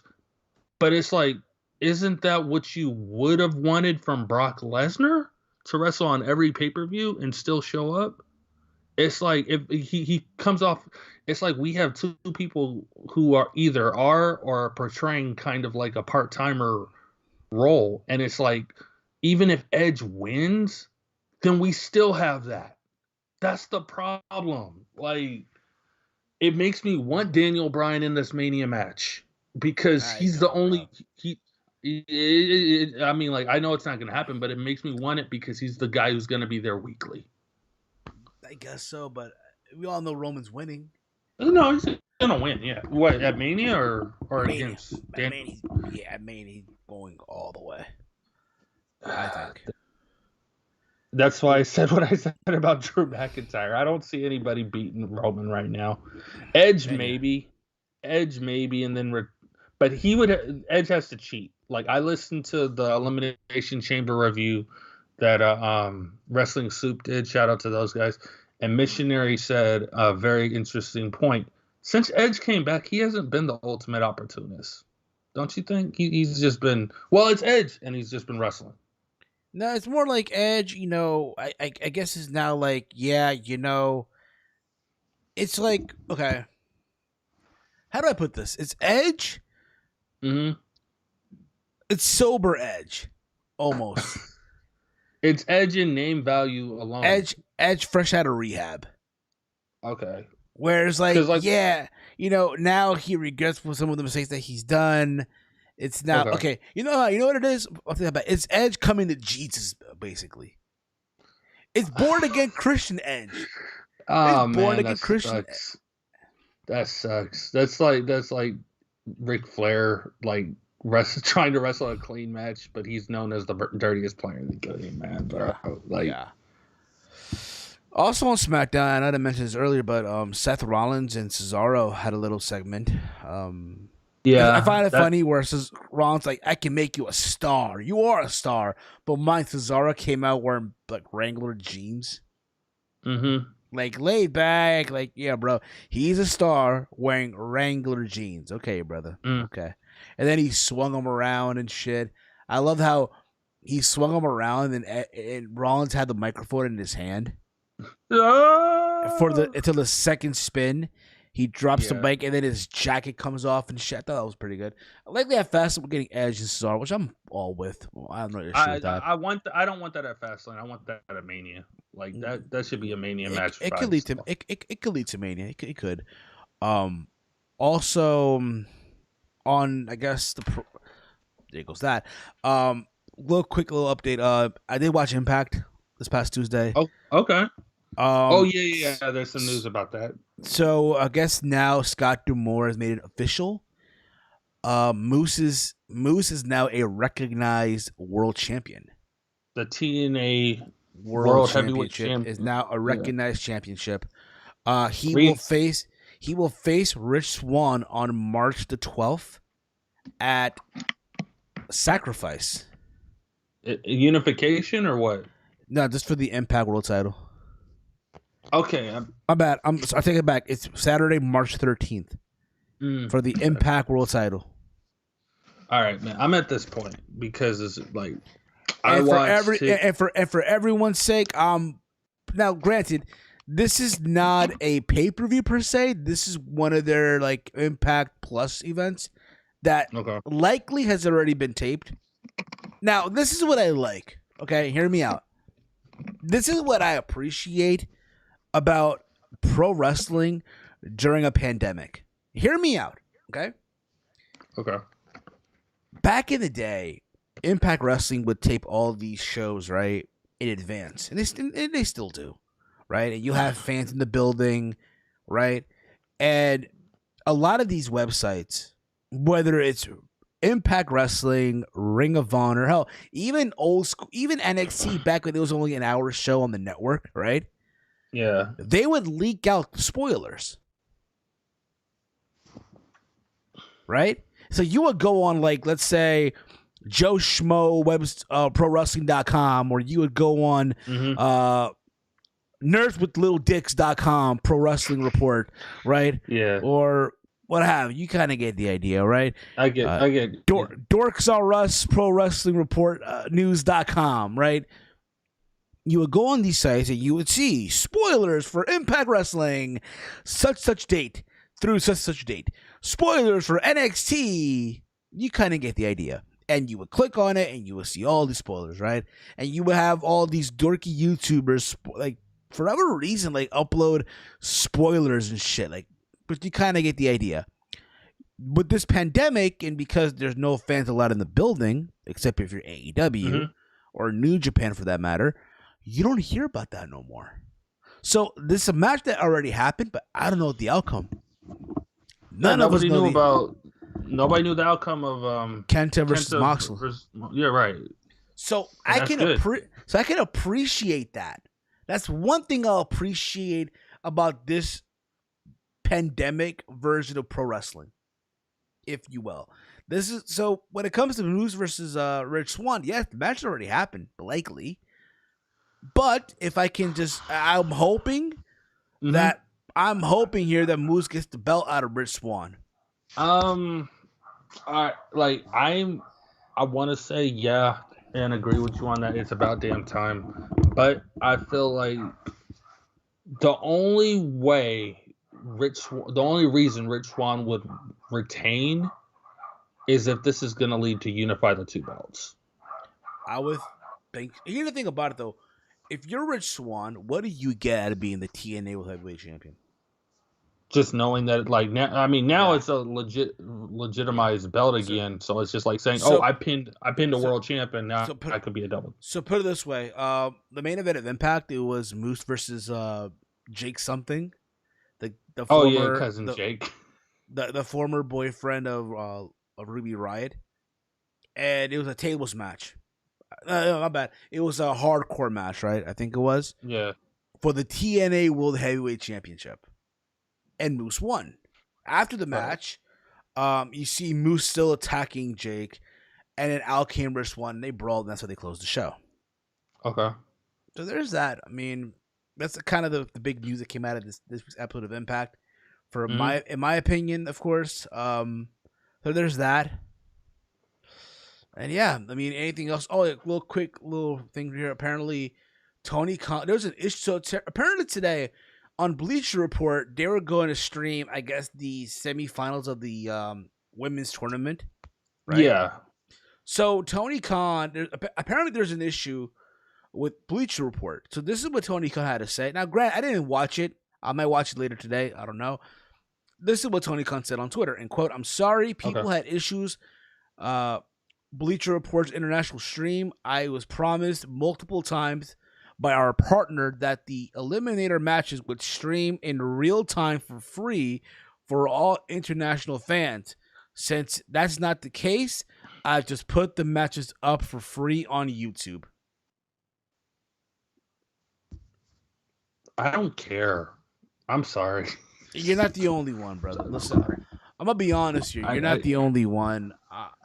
If I can be honest, too, it's only one match, and I'm going to say this now, and I know that, it's coming up Friday, but I'm going to say this right now. There's only one match, and I know Chase said this as well today on his stream. There's only one thing I care about on the pay-per-view, and that's the barbed wire match. Yeah, just for the visual. Just for the visual. Just for the alone, there's that in the ladder match. I love a good ladder match. I'm not going to lie about that. Let's hope so. So there's that. I mean, whatever. So, I remember how I mentioned earlier about the NWA? So it's reported that they recently removed all their videos from their YouTube channel. They learned that the videos were removed because of a new distribution deal that should be announced soon. NWA content will be available through their new partner. And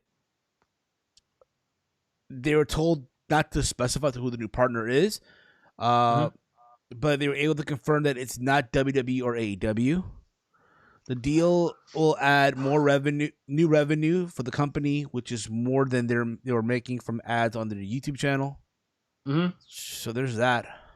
I saw something about some type of working relation between New Japan and CMLL. They've been doing that for years, dude. They've been working together for years. Oh, okay. I saw some type of post about that. Other than that, since we're not doing another show till next Friday, we might as well give our predictions of the 2 main matches for next Wednesday. Well, 3. Well, there's the Shaq match against Cody. I think there's gonna be a no contest. I think Paul Wight comes out and cost Shaq. Yeah. Okay. And then the 2 Dusty Cup winners get their title shots on Wednesday on NXT. I don't see a title change happening. Maybe for the Grizzly, maybe for the men, but I don't see anything for the women, to be honest. I don't either, because they're already putting Naomi and Lana in a position for the tag title shot. Yeah. So there's that. Also, a quick little breaking news here, real quick. So there was a independent show last night, in Georgia. And it looked like former WWE star Big Cass, now known as KazXL. Oh, yeah. Made his return to professional wrestling after a lengthy hiatus last night for Laredo Pro Wrestling. This was his first appearance since late 2019. Kaz notably looks like he is in the best shape of his life. He showed up to help former tag team partner Enzo Amore, now known as NZO, who was getting beat down. Enzo recently said that Cass took time off from wrestling to seek professional help to address his personal issues, which peaked in 2019 when he left the pro wrestling scene. Impact star Doc Gallows was at the event and posted a video to Twitter, which sparked a myriad of fans' reactions, mostly positive online. He looks ripped. Let me say this. I think it's crazy how if you watch the video, bro, there's no one wearing a mask in the building. I don't like that. I mean, listen, bro, I want to believe they were vaccinated. I don't know. It's a possibility. Okay. I got something. But I think, real quick, though, I think it's awesome that he got his life back together, and I hope he sticks it. There's who knows? Maybe they can return it back. They can return back to WWE. Maybe in AEW. Hell, even in Impact. Who the fuck knows? Time will tell.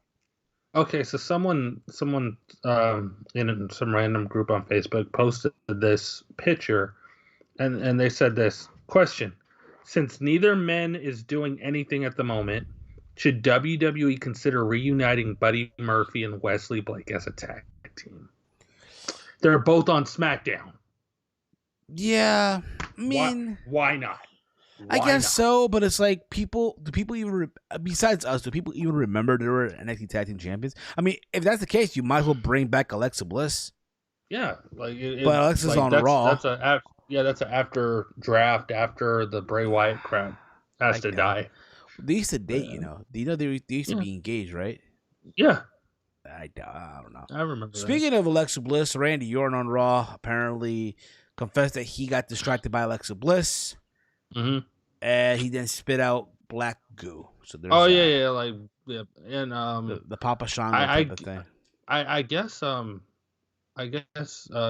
not Tucker. Otis is a heel now. I guess so. Yeah, he's a heel. Yeah, he splashed the hell out of Rey Mysterio. Yeah. So there's that. There was that. Okay. I got one last question. So, Because I keep seeing promotion for it. Are you going to try out Retromania when that comes out? Not really, dude. I'm gonna be honest with you. There's a part of me now that wants to get like a piece. I want to get a gaming laptop. Yeah. I'm in plans of that, hopefully. Mm-hmm. So there's that too. What, like, are you gonna get a PlayStation built into it? Some people do that. I want to get a PS5 also. Okay. So I don't know. Listen, mostly the games that I play now is just FIFA, dude. Okay. I just play FIFA now, honestly. So I don't know. Anything's possible, right? Anything's possible, but we'll see. Okay, I did have one last thing. One last thing. Okay, so I saw a post. Yes, yeah. So I saw a post yesterday. People like, I don't know if it was like from an article or just people just talking to talk, thinking that the 2021 Money in the Bank winners should be Rhea Ripley and Cesaro. Just going off of the roster right now, what like how people are like, who would you want to win the 2 Money in the Banks? Well, I do hope they do the thing they did last year in Stanford. Oh yeah. I want to see them do that again. I don't think they are, because now they'll have crowds. Yeah, they might have crowds. I mean, who knows? Here's the thing about it: they're just doing WrestleMania with a crowd. Right. Likely after that is back to the Thunderdome, buddy. So we'll see what happens with that. We didn't even have the Thunderdome. Now, granted, to be fair with you, here in New Jersey, they just reopened the Prudential Center. Okay. At 10% capacity. They reopened Madison Square Garden. The Barclays Center got reopened again as well.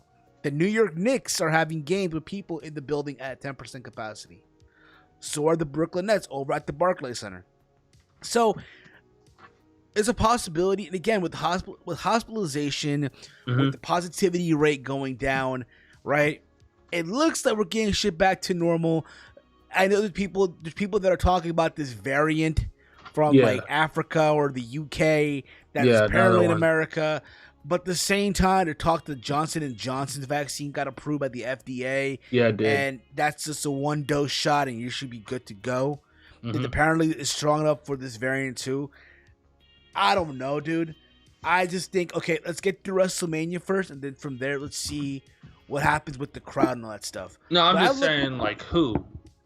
But, okay, but if I could pick, I'm sorry, yeah, we'll off topic there for a second. Okay. I would say, as far as 2 winners, yeah, I'll go with Rhea for the women. I would go with Rhea Ripley. But then again, though, they gave the Royal Rumbles to SmackDown this year. Yeah, I'll give it to Rhea. Why not? And I guess for the men, yeah,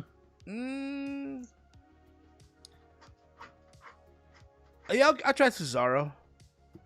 Okay. So you're gonna stick with that post. I will go those two. What about you? You're gonna call me crazy, but for the men, I'm gonna go John Morrison, because I want to see that team split up. It's time. John Morrison and the Miz got to split up. And for the women, only because she's making it work so well, and I think it would be Billie Kay.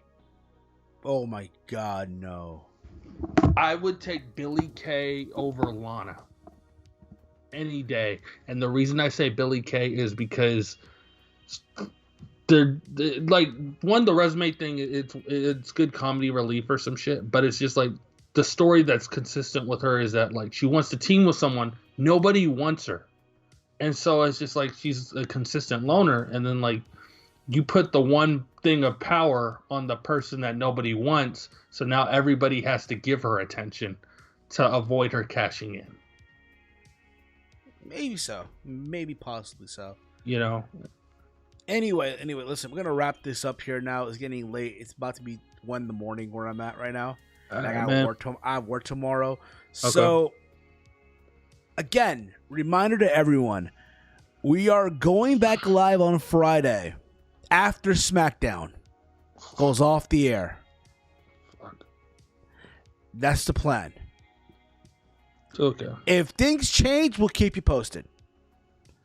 But that's the goal. Friday after SmackDown, go live. Probably an hour Just an hour. That's it. Dang. Again, I have work the following morning at 4 a.m. Keep that in mind, fair. right? So, food for thought, okay? So that's the plan. And then Sunday, we'll do the review of Revolution. So, again, I am doing a contest. On Thursday, I'll post a tweet asking you guys in the tweet to post your predictions. The first person to get them all correct will win the prize. That prize being a free T-shirt, on Shop AEW of your choosing, and all that stuff. And I'll ship it out to you and all that fun stuff. Okay? That's how it's gonna work.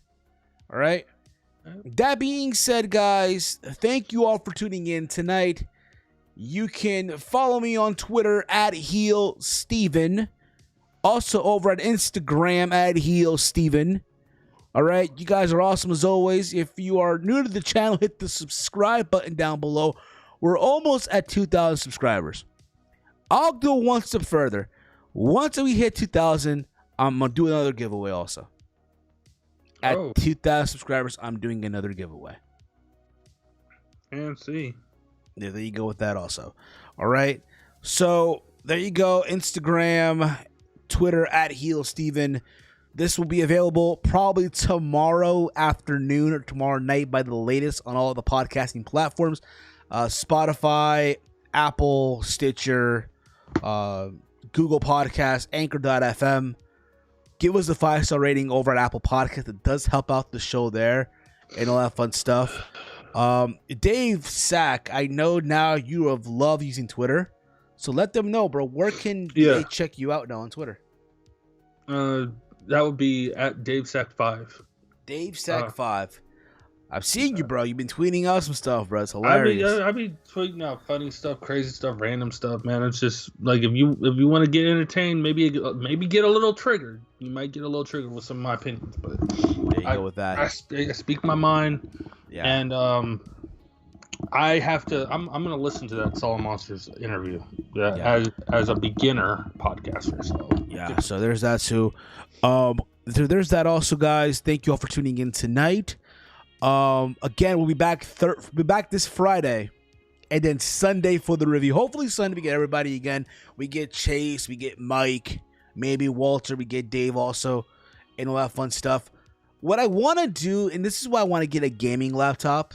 I want to bring back the live calling feature. I want to do that again. Okay. And I can't do this with the Mac. I don't know why. I'm trying to figure that out. So there's that also. So with that being said, guys, thank you all for tuning in tonight. This has been, once again, another installment of Around the Point. He is Dave Sack. I am Steve. I'll play this music. I'll see you guys this Friday. Peace out, everyone.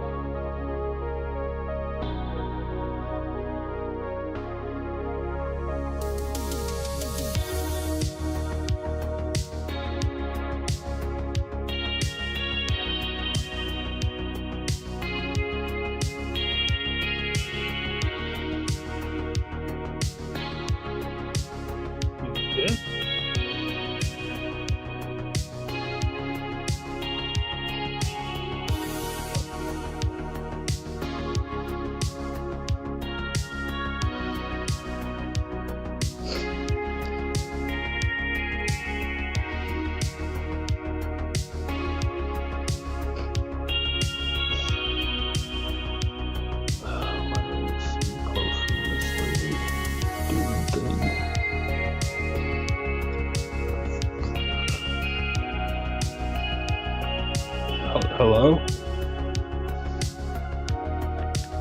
Oh, sorry.